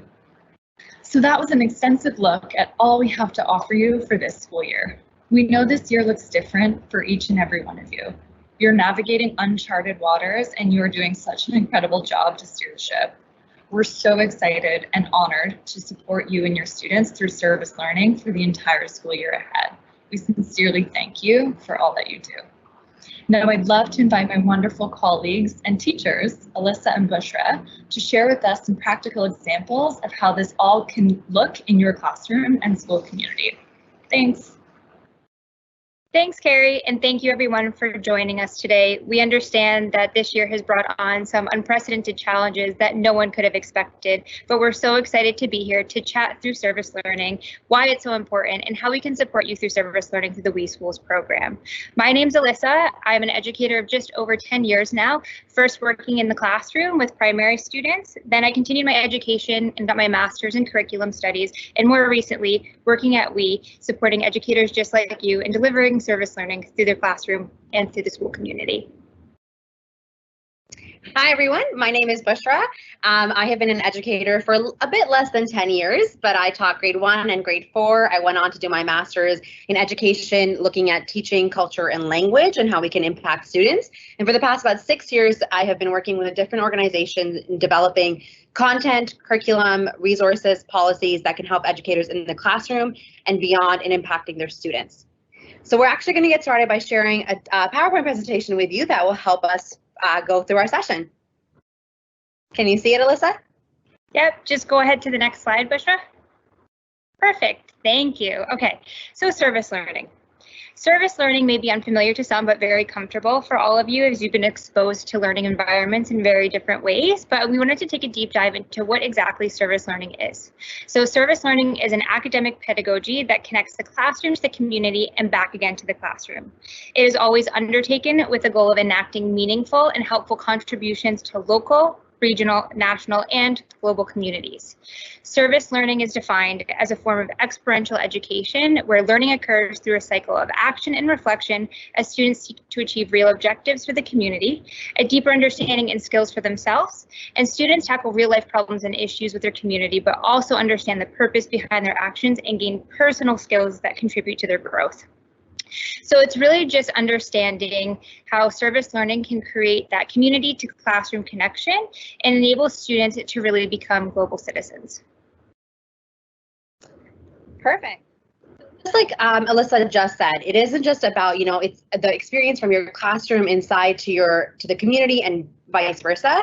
But service learning, on the other hand, does not just focus on the acquisition of particular career skills, but rather help students deepen their understanding of course content through experiences in the community and reflection in the classroom. Alyssa, you know how important reflection is and how service at the core of service learning is really looking at making students reflect on their actions and their projects and the service that they're encountering. Ideally, service learning is a process of empowerment for students, faculty, and community members alike, as together they are co-learners and co-teachers in creating better communities. One of our favorite, quotes is on the bottom of this slide, as you can see, is that learning is the process whereby knowledge is created through the transformation of experience. So why service learning? Why do we do it? Why are we passionate about it? And why do we love it? But it's for students to see themselves as empowered change makers in the world. They need learning experiences that respond to interests, are both relevant and timely. They spark and nurture curiosity, which is really important to social and emotional well-being. They lead to tangible and timely results. They set them up for success and allow for learning through challenges and obstacles. And they connect to the knowledge, skills, and attitudes that are being taught in the classroom. Yeah, and it's through all of this engagement and the opportunity to enable students to engage in such a meaningful way that there's proven outcomes to the service learning program and specifically participating in We Schools. Students have shown increased academic achievement, workplace readiness, civic engagement, and improved well-being through participating in our program. And to prove that, we actually used an external measurement and evaluation company called Mission Measurement to assess the impacts of WE's programming. And they did a deep dive or an investigation on how our programming has supported vulnerable youth. And it showed the results that 5.9 times more likely are students able to identify as agents of change. Students are 1.7 times more likely to be sought out by their peers to resolve conflicts, and 2.1 times more likely to speak up and share their opinions in class. So it really is a tool or a vessel to enable self-confidence for students. And not only does service learning have a positive impact on students, but it also has a meaningful impact on educators. Educators who have participated in our program or use service learning to engage their students have mentioned that they had stronger relationships with their students, are more professionally fulfilled, and their colleagues view them as real leaders in their school and the community at large. So why participating with the We School Service Learning Program, right? That's the core of it. That's why we're all here. It's because we're leading the way in experiential service learning. We want a world where all young people feel empowered to pursue their dreams and reach their full potential. We Schools helps achieve that just by encouraging young people to challenge apathy by awakening their spirit of volunteerism. We're counting on teachers to guide the next generation in becoming the compassionate leaders our world so desperately needs. You know, we heard from Craig Kilberger earlier, we heard from Carrie Stewart, who was explaining the We Schools program, and it's really built on the foundation of allowing young people to take and go further. So We Schools program is our way of supporting educators who share our belief and that passion for student empowerment in service learning. So participating teachers will foster broader academic discussions via the interactive nature of service learning, and through our resources will enable students to learn about local, national, and global issues and become agents of change. Alyssa, this is probably my favorite quote. I know I'm like the quote woman today, but it's my favorite quote in service learning, which is, tell me and I forget, teach me and I may remember, but involve me and I learn. It is such a powerful quote. It's all about the experience. Perfect. So this is our theory of change for service learning. This is our belief that meaningful service achieves transformational outcomes on individuals and communities. Through experiential service learning, youth develop the self-identify the skills they need to become change makers, to ultimately shifting society from the me thinking to we acting, right? So you can see that we remove barriers to youth success, we educate and empower youth, we transform youth and communities, which in and itself brings societal change.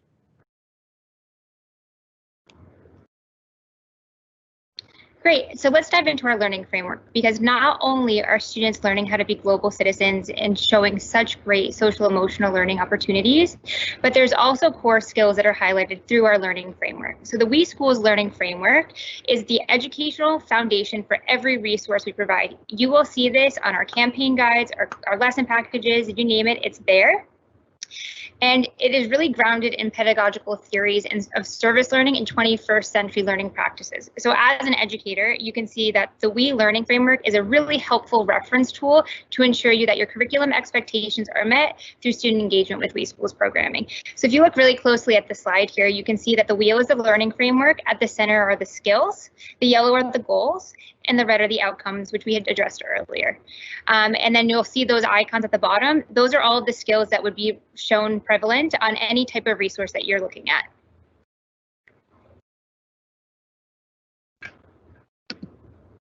And now let's talk about the foundational module. So this is what we recommend as the first step for engaging with the We Schools program. The purpose of this module is to provide educators with a sequenced approach to develop supportive instructional practices, build positive relationships, and create safe and caring environments that foster student engagement and learning. Because we know that it's so important to empower students by feeling safe and comfortable in any environment that they're in. In our foundational module, there's 4 foundational lessons that use a student-directed approach. This model follows the 4-step process of the We Schools Service Learning Framework. First is investigate and learn. Second is action plan. Third is take action. And fourth is report and celebrate. Really with an emphasis on the report and celebration aspect, because it's important to continue to report and celebrate through all phases of that 4-step framework. It not only provides a base for the We Schools program, but also serves as a catalyst for students to develop and grow. This module is built on social emotional learning and service learning, providing students with the skills to become caring, respectful, and responsible citizens, and the opportunities to apply those skills and values. When students have the foundation and support they need to become active agents of change, really anything is possible. I couldn't agree more. I think, Alyssa, that as a teacher, having that foundational step of before I do anything, how do I set up my classroom? This is key. That's why I think this module really helps in setting up those caring classrooms.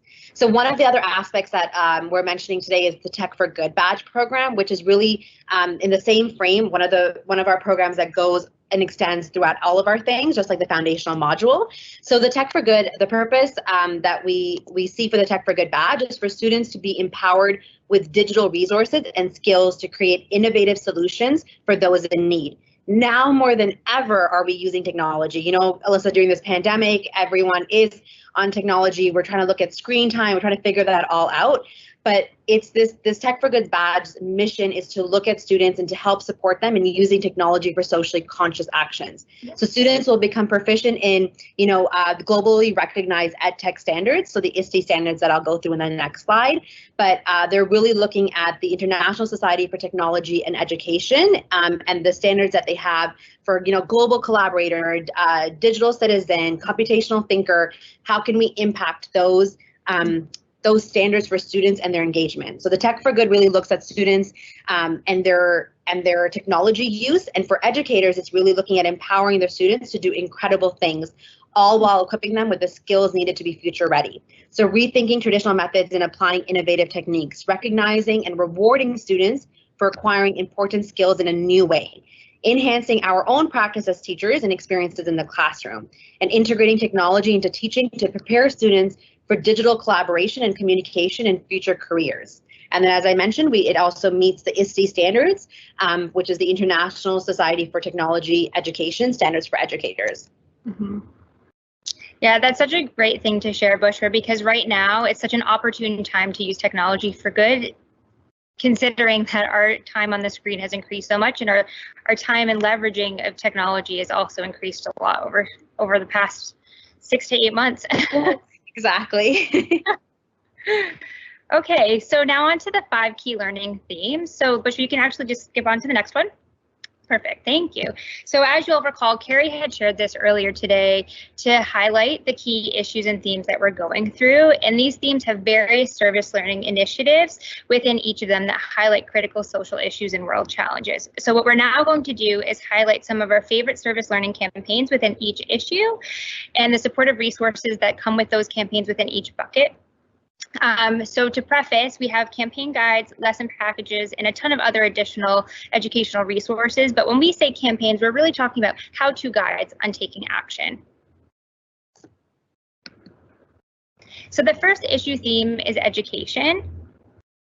So the first campaign and initiative we're going to talk about in the education issue bucket is We Are Innovators. And I love We Are Innovators because it's all about inclusivity and sustainable change and sustainable impact. So the idea of We Are Innovators is really to help students understand the importance of innovation. So students learn how developing an innovative mindset and using STEM skills can create an inclusive and sustainable solution that can change the world. So through We Are Innovators, students are really investigating issues around food, plastic waste, protecting nature, conserving energy. Whatever it is, you can be a part of that change, and it can really be truly significant using STEM skills. In addition to the We Are Innovators campaign, we also have classroom lesson packages that are Common Core aligned so that you can implement these in your classroom. And the classroom lesson packages are grade 4 through 12, so you have elementary, middle, and secondary considered, and they really take a deep dive into some of the key issues that We Are Innovators highlights. So it's looking at food waste, inclusive and sustainable innovation, circular economy and nature. Everybody knows you have to reduce, reuse, recycle. So really key there, energy and housing, and then transportation solutions. So here are some examples of ways that you can implement this campaign given the blended learning environment that we're all currently in. So some ideas are listed on the slide. You can read along with me. You can do a virtual tutoring tour with students. So you can pair up with local students, whether it's college to elementary, high school to elementary, middle, it's very flexible, and look at STEM disciplines and think about how you can develop those skills to take action on something really, really important that you're noticing is a need. Students can pair with a sister school. So especially for any private school teachers here, I know a lot of them have brother or sister schools. You can work together to plan on reducing greenhouse gas emissions. So really thinking about how to take that action planning into a virtual space. Or you can create educational displays and post it on social media. Create your own social media pages talking about some of these issues and how we can create sustainable change using technology.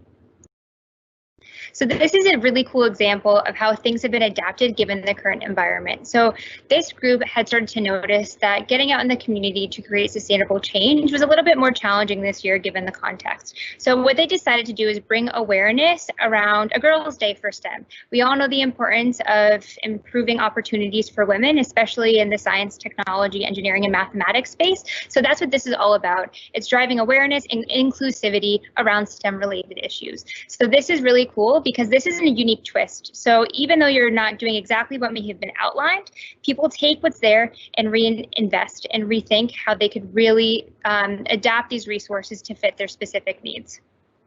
I feel like we're going to hear a lot of those today, you know, Alyssa, because people have had to pivot their actions and their service learning ideas and projects essentially. So hopefully we'll share more examples with you so you can see how even during a pandemic, you can still be doing service learning. So the next theme that we're going to be looking at is social vulnerability.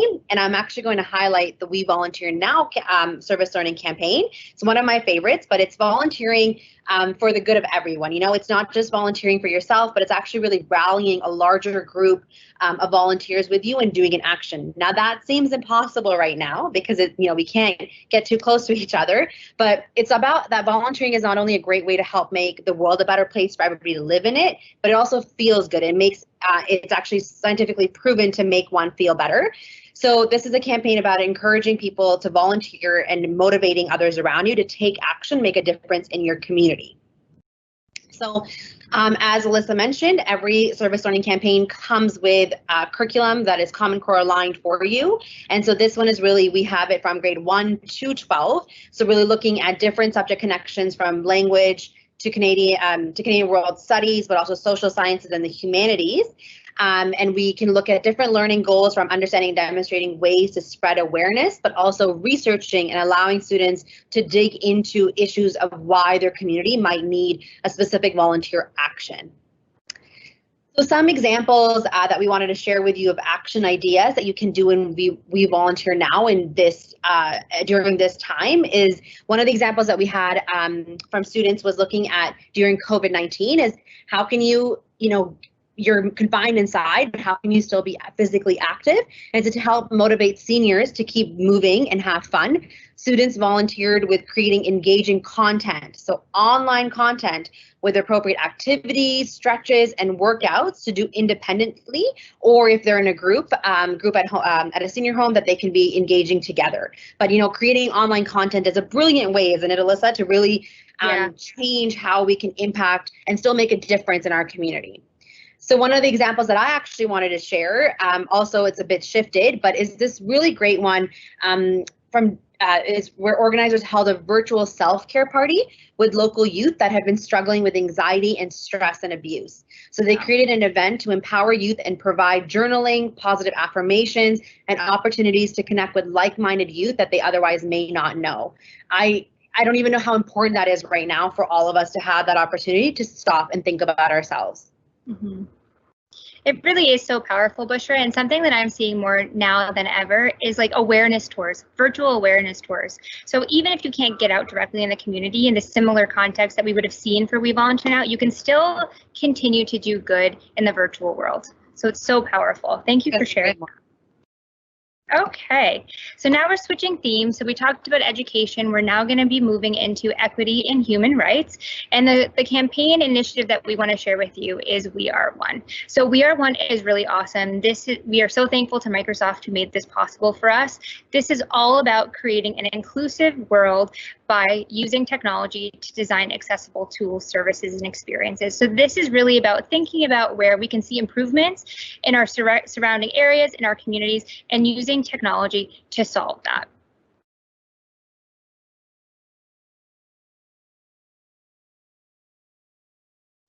And just like all of the other resources we mentioned, this also comes with Common Core aligned lesson packages. So this is something that you can implement in any environment. You can do it in the classroom, you can do it in the virtual space, online, and everything here outlines your learning goals, the skills developed. So it's really, really powerful. And when you're using technology, you can really do a lot. This is a key initiative right now, especially during this time. So take a look at this one when you get a chance. It's really, really awesome. And then here to highlight some of the new action ideas that we've seen or heard from educators that they're doing is creating web page to educate students about inclusive design. So really looking at how you can use the tools that you have in your hand. So creating web pages in addition to social media. I know that was something that I had said earlier.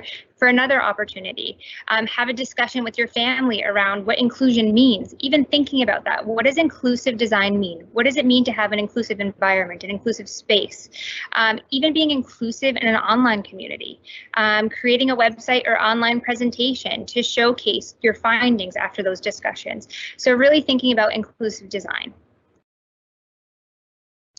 Great. So up next, our theme is the environment. So we're going to be looking at We Go Green, which is our service learning action looking at the environment, sustainable development, which is always really important. So We Go Green, anything is possible, whether it's taking a sustainability pledge to reduce plastic waste, or starting a garden at your school or community or at home now. You have the power to create a greener world for everyone to enjoy.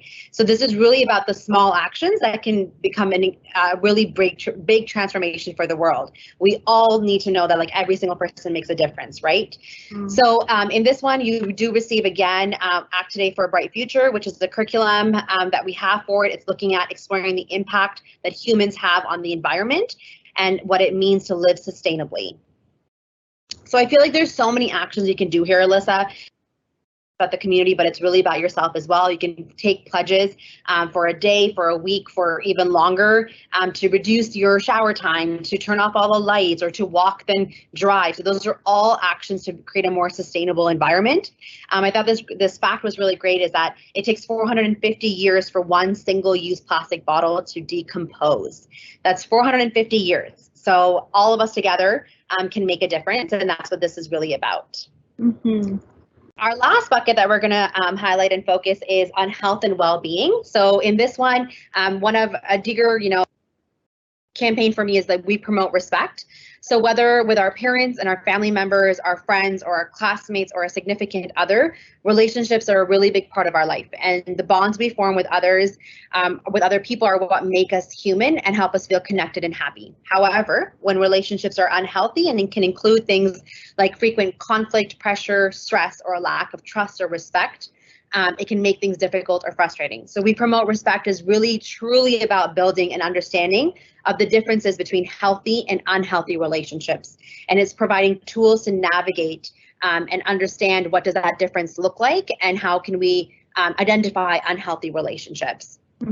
So in this, we have a curriculum provided, which is titled Understanding Healthy Relationships, that looks at the importance of developing healthy relationships, recognizing negative consequences, the ability to advocate, and the ability to understand and evaluate. We are also adding a financial literacy lesson plan on this about healthy relationships and the social and emotional development and learning that happens in healthy relationships.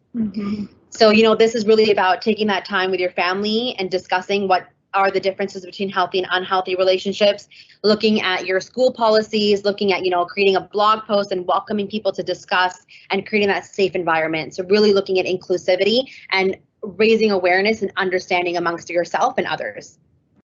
So the last thing we want to mention in the health and well-being theme is also our We Wellbeing program. So listen, this we have actually resources that we're going to have from K to grade 12 high school. So currently we have grades 4 to 6. We have 15 lesson plans in that. We have deeper dives, brain bites. We've developed high school curriculum, which has a foundational module you mentioned, Alyssa, but it's customized to the high school ages. We have healthy communication curriculum, which is really focusing on the communication, mental health literacy. And the We Wellbeing program, Alyssa, is really more about prevention and promotion of well-being. And so it's looking at students and discussing social and emotional development, positive human qualities, mental health literacy, optimal mental health literacy. So those are the pieces that we really focus on here. We have activity cards discussing mental health all the way from grade 1 or K to grade 12, posters, a virtual global classroom. We'll have additional educator resources with virtual professional learning sessions. We also have an amazing We Wellbeing playbook that you can also have access to, which is just tools and tips and resources to look at mental health and well-being. What I love so much about this resource, or these resources, Bushra, is they're so plug and play and ready to go. And the two key words that stood out in all of that you said is prevention, promotion. So we're all about creating the dialogue and the opportunity to take the actions necessary in those spaces rather than a reactive approach. You're right, Alyssa, in everything you just said. And I think what's great is for a program like this, it actually wouldn't be possible without the assistance and collaboration of our supporting partners. They make it possible for us to create these resources and such robust and resources. As you can see, this is one program where we have it from K to 12. You know, we're really trying to cover every age that we can. So those were actually all of our buckets that we covered, Alyssa. So do you think do we have some time to take some questions? Yeah, absolutely. Okay, so because we actually asked teachers ahead of time what questions they might have regarding, you know, just the day that has gone by and service learning and We Schools. So I have a couple, and I'm going to ask you one first. Okay, Alyssa? Sure, go for it. How do you respond to time and capacity with these resources? Do you think it's an issue as a teacher where you can fit it all in?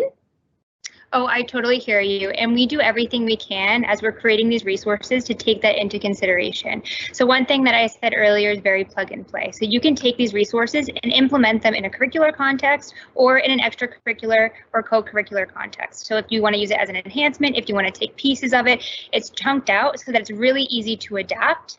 We also have the campaign guides, which are really helpful for short implementation with students. And if you want to take things deeper, you can use the curricular lessons, which are Common Core aligned, so you can even use it as a substitute for other units that you've already designed. So I'm going to take the next one, Alyssa, because it's an easy one. So the question is, how do I access resources, and is there a cost to the program? So my favorite thing, this is a free program, free resources. There is no cost for you to be participating in We Schools or We Teachers. It's all for free. And to access any of the things that we talked about today, please go to we.org/We Schools. Alyssa, is that correct? Yes, it is. Okay, perfect. We.org/We Schools. It'll also be popped in the chat there for you to access. So it's great. Easy to navigate. We'll ask 2 more questions. So one to Alyssa will be, when do you implement these campaigns or themes? Like, is there a time, Alyssa? Do I need to do it now, whenever you say? What's kind of the structure? Right now. It's flexible, so there isn't any start or end date. You can implement them whenever you see fit. If there's an organic place that you feel like it can be implemented in the current context of what you're teaching, please go for it. If you feel like it's something that you would like as an enhancement, you can add it there too.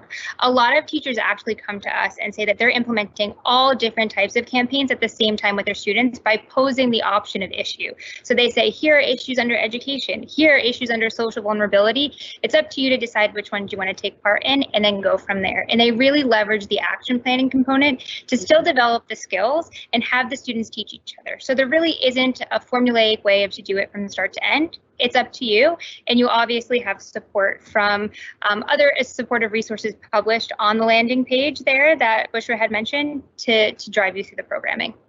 Perfect. I'll take the last question, which is, what is the major difference between We Teachers and We Schools that we discussed today in the summit?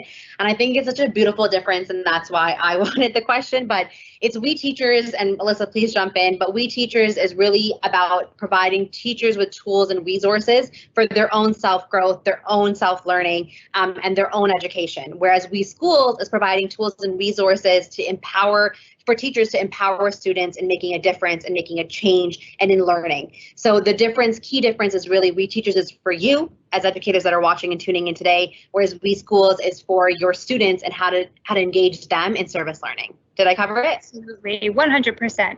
I think the biggest difference there that you highlighted is that We Teachers is for the teacher. It still benefits the students because it's equipping them with skills and knowledge and information to bring back to their classroom.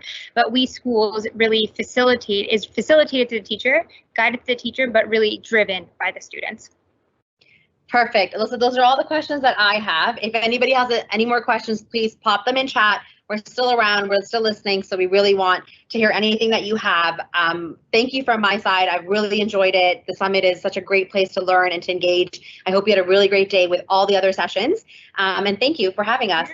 Thank you so much, everyone. It's been a pleasure to chat with you all. Bye. Amazing. A huge thank you to the We Team All-Stars, Craig Kielberger, Carrie, Bushra, and Alyssa. Thank you so much for joining us today. Such an awesome lineup of talented and well-spoken individuals, and I hope you have some real tangible takeaways for your own classrooms from what you heard here today. Now, for the next segment, I'm super excited for what's up next. Earlier, we discussed the importance of doing good in an unsteady world. How with all of the negative and challenging issues facing us in our day-to-day, our need to create a positive outcome for ourselves and for others remains constant.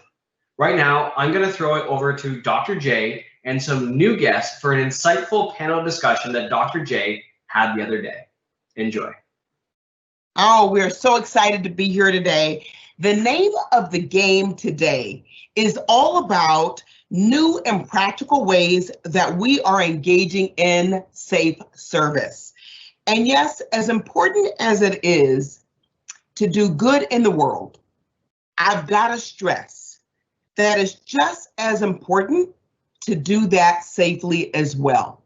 You know, I'm Dr. J, and I'm excited about being here, and I have a fabulous panel of educators as well as students who are going to talk today about the importance of safe service.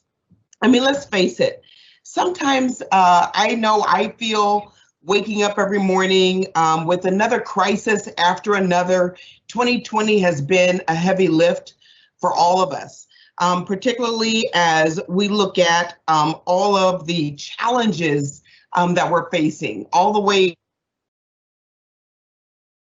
just to deaths, to COVID-19, and just being able to juggle it all. It's kind of hard to shut all of that off. And we're all feeling the impact of that. And it's not just also in our social feeds that we're all seeing, but it's playing and replaying in our minds and in our various conversations that we're having with everyone that's in our circle. So it's really something that we're all dealing with. I also believe it's our responsibility, especially as teachers and educators during this time, to positively influence our students as leaders to be the wave breakers that can stem the rising tides. You know, one of the things that we do at WE and has always been is that when storms come, we look at the silver lining of it all, how it can impact our youth in a positive way, and how we can spin that, and how we can also be a light, you know, in the moment of darkness when things seem to be going all terribly. We are figuring out ways how we can be change leaders and service changers in someone else's life for the better. And also how those stories, all those, your stories that'll be shared today, and the different stories that we hear on the news that are positive, that can inspire us to do good. So what I'd like to do is talk about how we are looking differently, at all the negativity, and we are actually bringing activism in, and volunteerism in, and servant leadership in, and how we can just be that light. So right now, I want to ask some questions and hear directly from our teachers and young people here today about the importance and practical ways that we can accomplish safe service, as well as how we can engage in doing good in safe and meaningful ways in our new world environment. So could everybody joining me in this panel please introduce yourself and tell us a little bit about yourself, how long you've been teaching, what subjects you teach. For students, we have a student here today who's going to tell us about how old she is, which grade she's in, and also what have you learned during this pandemic. So we're going to start off with Carlos. How are you doing, Carlos? I'm doing great, Dr. J. Well, as you mentioned, my name is Carlos Quintero. I am in Houston, Texas, and I started my career as a college coach in women's basketball at Rice University. I then moved into the educator role in 2010 at Sharpstown High School, where I currently teach AP Spanish and am the athletic coordinator that oversees athletics, continuing my coaching with girls, volleyball, cross country, basketball, and track. One of the things that I've learned, I guess, or that I've seen in this pandemic, and I kind of knew that already, but you know, our kids are very resilient, and through all of this, you know, as you said, everybody's kind of over 2020.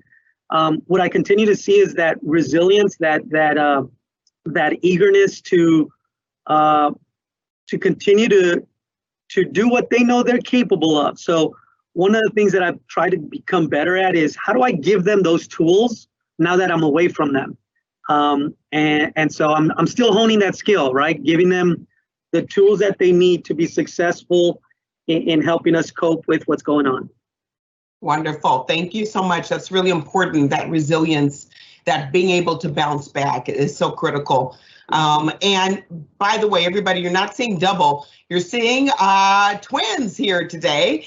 And we're going to start off with Alberto, and we have Mario, and love to hear from both of you. I know you're twins, you're probably going to say the same thing at the same time, but I'd rather you just share individually, what have you learned through this pandemic? And also, what are you doing now in your work? Hello, everyone. First of all, thank you for joining us today in this awesome panel. It is such a pleasure for us to be surrounded by these awesome people and educators that inspire everyone. So thank you for your job every day. My name is Alberto. And I'm Mario. And of course, we are twins. And we are in Utah, but as you can tell, we don't have a Utah accent, right?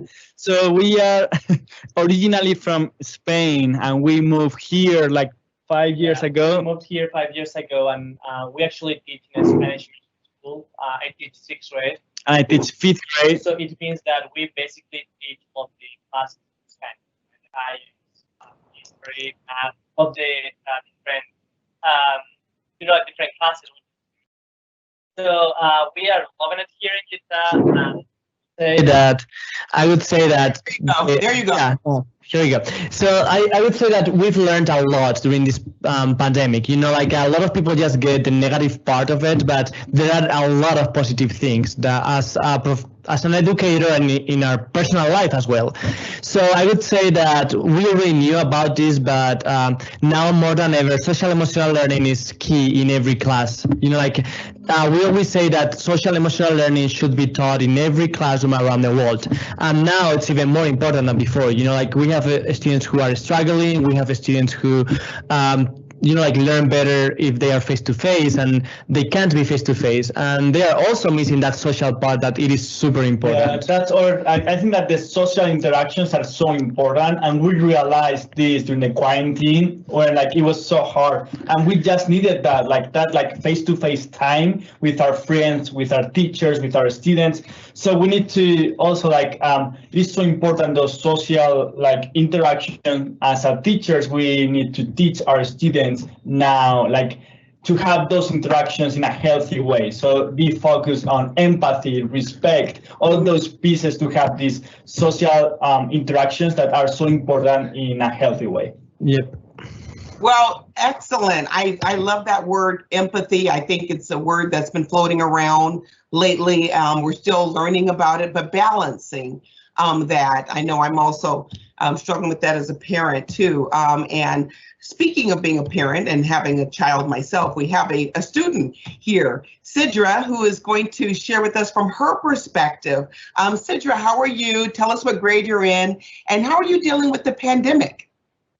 Hi, I'm good. Hi, I'm Sidra Al-Shamali. I am 12 years old. I am in grade 7, and I'm from Syria. I'm living now in Toronto, Canada. During the pandemic, I learned that we can cope in different ways with different situations, but still be able to raise our voice to the world and still let the world know that we are here.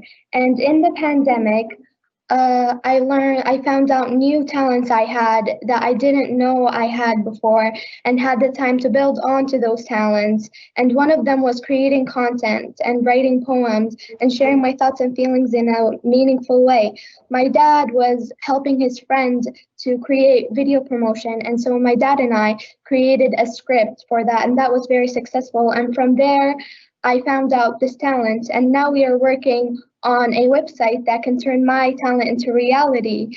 And still, we always have to be thinking of service, even though whatever comes up. And so me and my sister created elegant art that helps the Syrian children living in camps and raises their voices and raises awareness of what they are going through of not having enough food and being cold in winter and not having enough medicine.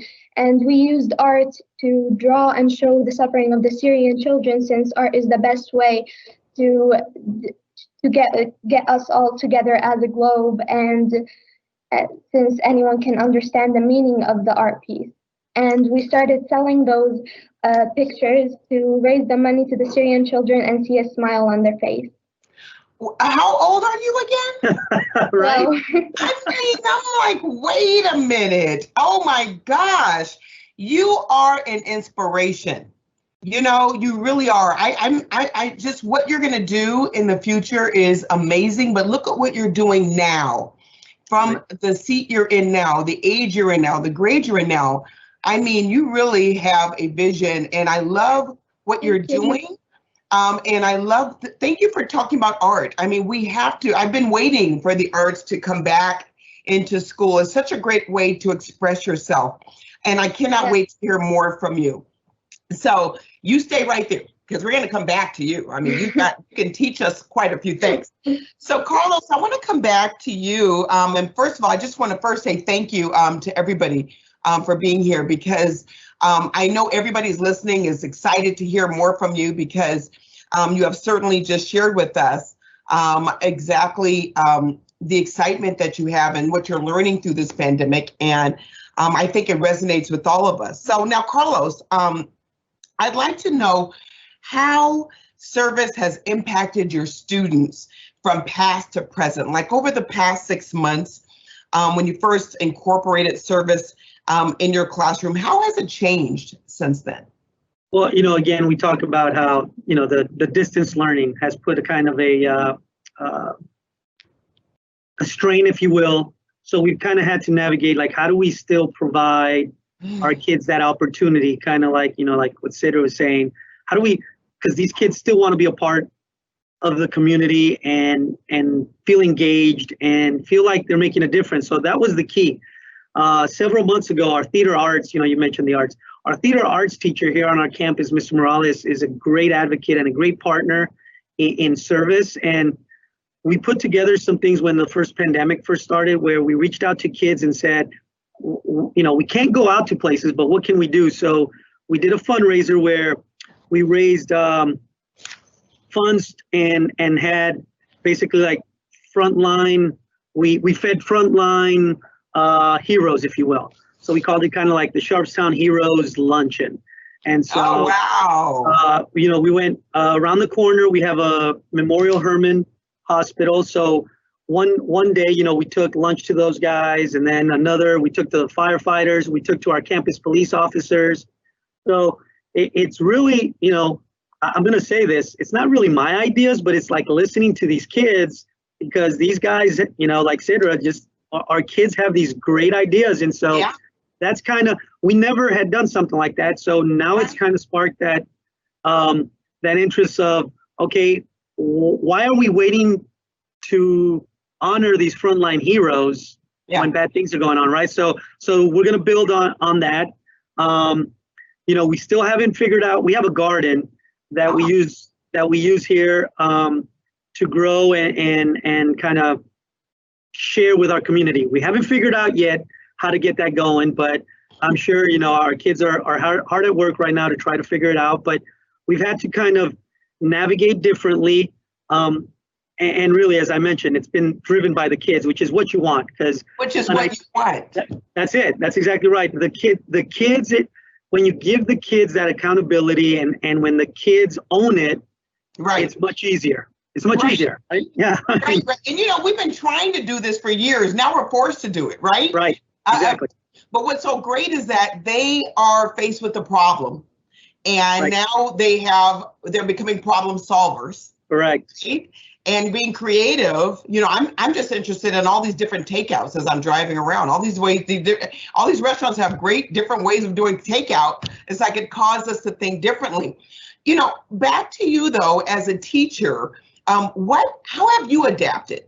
You know, what changes have you made in the past 6 months, Carlos? A lot. I've become a question. Right. There's so much out there. Right. And so to any educator and even students, there's so much out there. So like what I've learned is, you've mentioned this earlier, balance, right? So yeah. In work, how do I balance all these apps? How do I balance all of this, Pear Deck, Edpuzzle, Schoology? So I've learned that sometimes less is more, and try to become an expert at certain things that will engage our kids. The twins mentioned the SEL, right? Social and emotional learning. That is huge, huge. I mean, we start off today. Word of the year. That's it.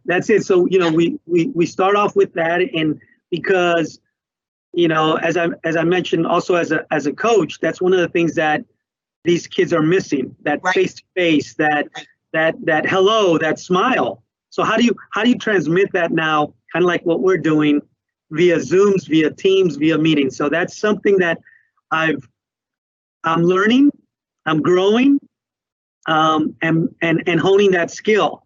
And every now and then, I think I got it, and then somebody else is like, hey, use this, and I'm like, okay, let's go again. So I think also being optimistic and being fluid, right? Another catchphrase, fluidity, being flexible. Yes. Say that again. Say that again. Those are key things that I've learned. I've always known as a coach, but now and even as an educator, but now it's taken even more in the forefront of how do you keep your kids engaged? How do you keep yourself engaged? How do you not burn out? How do you bring these kids? How do you bring everything together so that we come back to some normal? Right, and whatever that means to people, it has so many definitions now. But thank you very much for sharing that, because what you said was just so incredibly important, particularly as you focused on you being fluid and being willing to learn. I think we all have to be in that position now. We're not arrived. New stuff keeps coming on the scene. So twins, I want to come back to you because I want to ask, first of all, as people who have been working toward PhDs focused on future-ready skills, you must have some excellent insight on where the cross-section of education and service is really headed. What has been, do you think, the biggest change you have had to face in adapting your service learning in the past 6 months? Well, that is, a long answer, I would say. So we love to talk, so we're going to try to be fast and not be here for 20 minutes. Okay. So I would say, number one would be the students' digital skills, right? Sometimes we are very focused on collaboration, communication, 21st century skills. We are very focused on that, which is great. And so we thought that we had that down, they know how to collaborate, they know how to communicate, they know how to work towards a goal, to solve a real world problem. We thought that all of that, we had it down, and then we moved all of that to a online environment, and they just kind of forgot how to do it, because actually the interactions and the mental process and all of the process that take place in an online environment, they are not the same that they are in a face-to-face environment. They can look the same, but they have their own characteristics, and that's also important to realize that and we realized that we were not working on those 21st century skills in a virtual environment or online environment in our classes. And if we think about where the world is heading, pretty much all the interaction that our students are going to have with peers or in their jobs or what environments like that are going to be online, pretty much all of them. So we need to keep that in mind and teach our students how to behave and how to solve problems, how to collaborate in a virtual environment. That was kind of... Go ahead. Yeah, it was kind of a tricky tricky thing for us, because when you are, an example could be when you are collaborating face to face, you have a problem, even you are in the same shared document, right? A Word document or whatever. If you have a problem, you just say it, right? Or you just like stand up and go to your friend's desk and then say, hey, dude, what are you doing? We need to do this other thing or whatever. But when they are at home, they can't do that. They can't just like go to their friend's house. So how do they solve that? Via chat, in a meeting, they have problems, technology problems, all of those things make the frustration level just increased, so the communication is not as fluent as it could be in face-to-face. That's number one. Challenge, yeah. Well, number two. Well, you did. You answered a lot of it, particularly around technology, because it is transforming us, as we've just heard from Carlos as well. How do you see that also impacting teaching in itself as a teacher in the next 6 months, for example? How do you see technology transforming what we do there? Yeah, I think it's changing a lot, right? Mm-hmm. So if we look at like education, it's the only industry, if we look at education as an industry, like it hasn't had a revolution before this. So all the industry has had like a huge revolution where like everything changed like completely, and it looks like a new world, a new environment to work in, right? So right. Education, we didn't have this before, and this is the first time we needed a whole pandemic to realize that, right? But it was yeah, I know, right? That we are changing like completely how we do things, right? Yeah. So I think that also, like as Mario was mentioning before, we need to kind of pick those important things that happened during the pandemic. And one of them was the change in education, realizing that things that we were doing before are not going to work in tomorrow's world. Because our job actually is to prepare students. Oh, are you so, okay, you kind of froze for a second. Go ahead. Yeah, like our job is to kind of like prepare students for their future, right? And how are we going to get students ready for the future if the industries that we want to send our students to are way ahead than education? So it should be the opposite. We should be ahead of the game, ahead of everyone. And by the time they graduate from our classes, they will be ready to go to those like jobs and perform well. Wow, so. Yeah, sure. Go ahead, Carlos. Would you like to add to that? That kind of leads me to something we've been hearing here amongst our administration and educators. The other thing we tell our kids and everybody, we're not going to go backwards. Like this is not going away. So even though when we go back into the building, the mortar, the brick, the square, technology and everything we're doing, like, the twins were saying, we got to continue to develop that and continue to grow that because it's going to be part of education. So that's a great point. Like, I tell kids and teachers, when we go back in the classroom, we can't forget what we were doing. We got to build on that. Right. Nothing, everything has changed, right? Yep. So even when we're going to go back the same. Go ahead. Yeah. Even like the companies right now, like a lot of companies are not coming back to the facilities they used to have. They're like, all right, this is working. We're not coming back. We're spending money in, like renting a facility, a huge building that it's not needed. We just don't need it anymore. So even those companies are realizing right now that maybe the online work, it works, So we're sending our students to that real world where they're going to do all of their interactions online, not all of them, as most of them. So they need to be ready. You know what? Absolutely. The overhead, everything is gone now. And so you're really learning to communicate in a different way. And I think you hit it on the head, Mario, as well, that we have to prepare them for that by being ahead of that. So we were so far behind, but it looks like we're moving and forging ahead. So on that topic, I imagine it might be a little daunting as we begin to think about that and how we're going to begin to integrate that in the work we do. And I want us to begin to think about the future a little bit more as I prepare to ask you some questions on how we're going to make that turn. But before that, up next, I cannot wait to speak with Youth TBD. I am so excited about that. Youth TBD. I've always believed that young people can teach. The teachers, just like Carlos said, if we listen, if we're there, if we allow them and give them that platform. So I'm so happy that you've decided to join us today. So tell me, from the perspective of you and your peers, why do you think it's important to engage in service learning right now?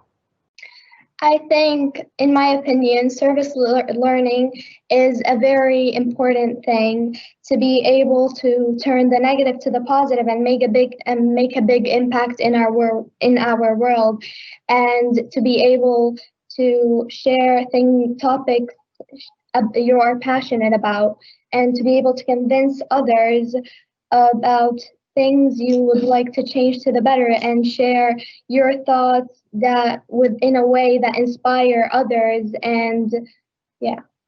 Well, how do you plan on, thank you, but how do you plan on doing that, Sidra? How do you plan on inspiring other young people like yourself to do good?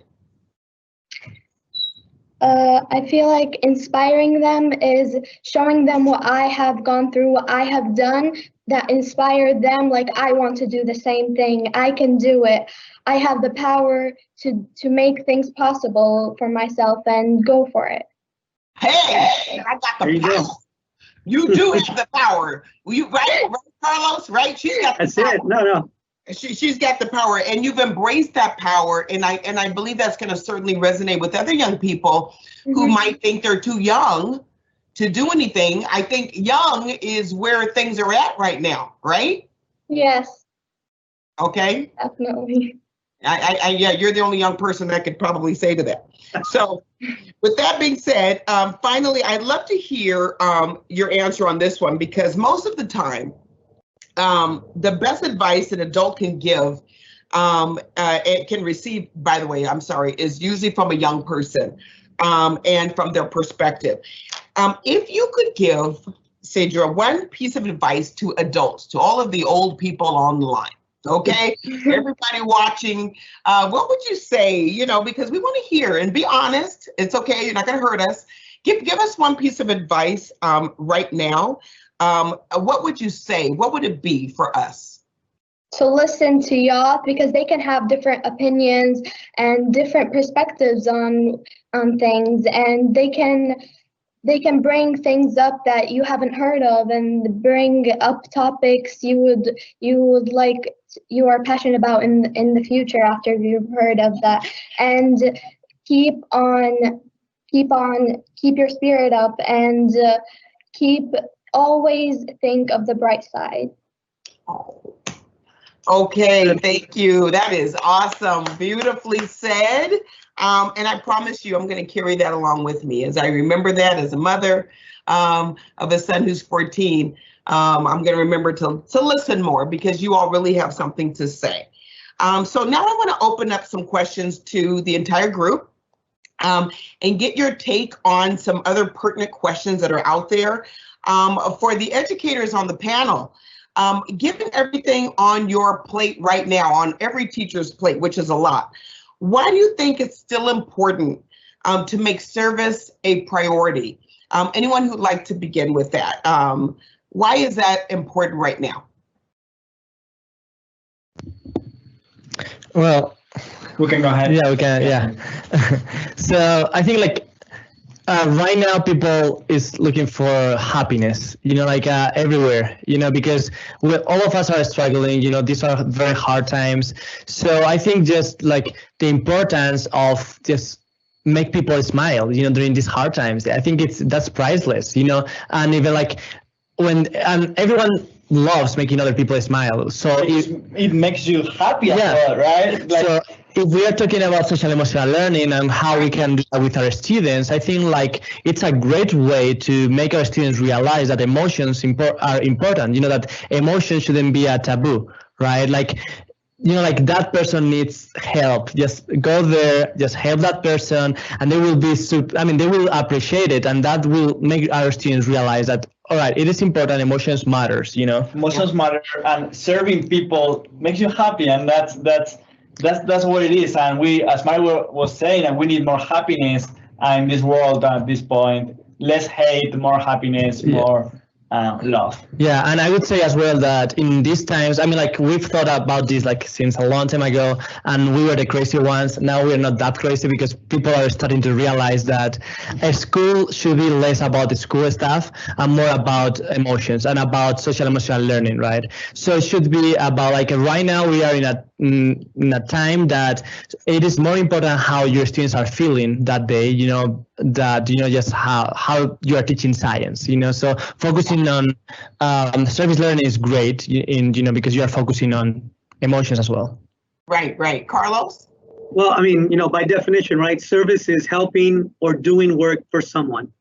Right. And what better way of continuing that and showing these kids that, and I think Cedra alluded to this earlier, than showing them that no matter where they are, in this case at home, they can still provide service and still impact the world, even if they think they play but a small part in it. So I think that's what, as an educator, we strive for every day. And how do we convince from the second, third, fourth grader to the well-versed 12-year-old to the high school, college kid, that we must continue to serve in the best, provide service in the best that we can, because every little bit of it will create a wave of change and awesomeness, right? Yes, absolutely. And what would you say? But it's just like what you did, you know, doing something for the firefighters. Just those are small things. Those are big things. And it's nice to be at the root of the smile or the reason for the smile. So Cedra, what's one thing? Give us an example. Give us one example that someone could do right now. What could they do? Maybe they can replicate something you did. During the pandemic, they can encourage frontline workers and still who are our heroes and who are in the front helping us and protecting us during this time. And we can help elderly people get their groceries and support them because we are all one and we are always beside each other and will always be here for each other. Oh my goodness, it sounds like the old values coming back. That's great. Let an old person get in front of you. I'm speaking for the old people in the room. Okay, what about my educators? Give me one, you know, you're working in a virtual world now. You're talking with students online. Give me a tip or trick for other educators. How can we better engage our students in this new virtual environment? Twins, you want to give us something? I see Carlos thinking. Right. We were like, to speak first again, so we were waiting just, you know, if someone talked, but well, I mean, as we said, we love to talk, so we'll go ahead, yeah. Okay, give me one tip or trick for an educator. Okay, I think it would be like something like you don't need to create this big project, like small details can like make also an impact, like encourage your kids to find someone who's struggling with the remote learning, so do some tutoring with that student, like helping those students that are struggling, or also like maybe like some elder people cannot go out to do groceries, so you can like help that people and buy the groceries for him and bring it back to the house. So I would say that this is advice in general, just keep it simple. You know, as Carlos was saying, you know, like there are like out there like 1,000 apps, you know, just like keep it simple. So it's the same with service learning, you know, like you don't have to, as Alberto said, create these huge projects, you know, that takes months, which we used to do, you know, but we realize that right now they don't have to be that big or that huge, that long, you know, like as Alberto was saying, you know, the small details would just make the day of a person, you know, like just a note to the firefighters. We, for example, had like a hurricane here in Utah. Well, kind of not hurricane because we have ocean, you know, but kind of like winds, and it destroyed like trees and roofs and all of that. So we just we wrote some notes to the first responders, like, thank you so much for helping us, you know, thank you for coming to our house. And, you know, those small details doesn't have to be huge. They matter. Right, and you can have your students to do that. They can engage in that. That's just a way for them to also be more engaged. Carlos, what's one thing you're going to do to stay motivated and also motivate your scholars? Well, you know, like they mentioned, connections, right? fostering connection. So one of the things that we're looking at, before we would be able to walk over to the elementary school or the middle school. But now we've got this platform where, how do we connect with these kids? In our district, we have a platform where we can connect with everybody. So we're trying to figure out, how can I get like my basketball girls to talk to the young second, third grade girls over at a school that before we probably never have been able to go to. So I think connecting and showing from the young to the old that we're in it together, we're struggling together, but we're going to overcome it together. Wow. Well, listen, there's no better way to end than that. And I just want to say thank you for mentioning those words that we can remember. I want to thank all of you for being on the panel and sharing from your perspective, from your seat, from your position, from your age, exactly how you feel that we can engage better and also in a safe way. And I just want to say I'm more motivated, you know, after hearing from all of you. And I know those who have been listening to the summit are also motivated, ready to get back, ready to put into place some of the strategies and examples that you have shared from your stories. And I just want to say thank you, thank you, thank you for giving up your time, your talent, your energy. Listen, you're out there on the front lines. You're doing it from your heart. We appreciate you, Cedra, for representing youth everywhere. And I think it can't be better said, really, than Carlos just mentioned, and really all of you played a piece in that we're better together, all right? So everybody, listen, stay safe, have a wonderful rest of the year, keep looking at the silver lining. Instead of the glass being half empty, you know, it's half full. Listen, let's start looking at this in a positive light. Thank you, everybody. Have a great rest of the day. Thank you. We'll see you guys. Bye. Wow. Was that a great way to end this, the entire summit? I don't know. Hearing from Cedra and all those wonderful speakers. What do you think, Mark? It was incredible. And honestly, so many great words of inspiration from just different realms of understanding and experience with education. It was so great to see. And I'm glad that you were able to lead that discussion. You know, it did. It was, thank you. I even just, you know, while I was sitting there and hearing from such a young person and from Cedra speak so boldly about, you know, and giving us some advice that we need to listen. You know, they got something to say, you know, and our educators, I think, learned a whole piece. You know, the world has changed and we've got to change with it. And but I think it sets up a good problem. I absolutely agree. And again, as you said, a great way to end the summit today. And on that note, I just want to thank all the guests who joined us today. Hearing from so many different perspectives, as we were just talking about, shows us the power of our teacher community. We have so much to offer and we want to empower each other even further. And of course, as always, make sure you head over to we.org/weschools to learn more. Of course, we also want to give a huge shout out and thank you to Walgreens for making today possible and for always being such huge supporters of teachers through the We Teachers program. And of course, thank you to our friends at Microsoft who support all of WE's digital programming, and to all of our partners who make We Schools possible.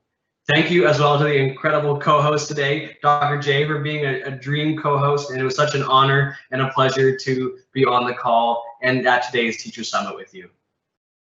Thank you so much, Mark, and thanks to all of you who tuned in today and took some of your Saturday to really not only hear about what's going on in education, but honor your colleagues, honor your brothers and sisters in the same struggle. As a We Teacher ambassador myself, this was inspiring and impactful for me. It helps me to rethink and reflect on what's most important. And yes, you know, this year was challenging and possibly more challenges will come. But what we need to remember as teachers, because that's exactly who we are, we face challenges head on and we do it for the right intentions, for the benefit of our students. And so I just want to thank all of you for being a teacher today. It wasn't something that you applied for a job, but it was a calling that you answered. And we're so glad that you did. Okay, everybody, be safe. Have a wonderful rest of the year. and thank you for being here.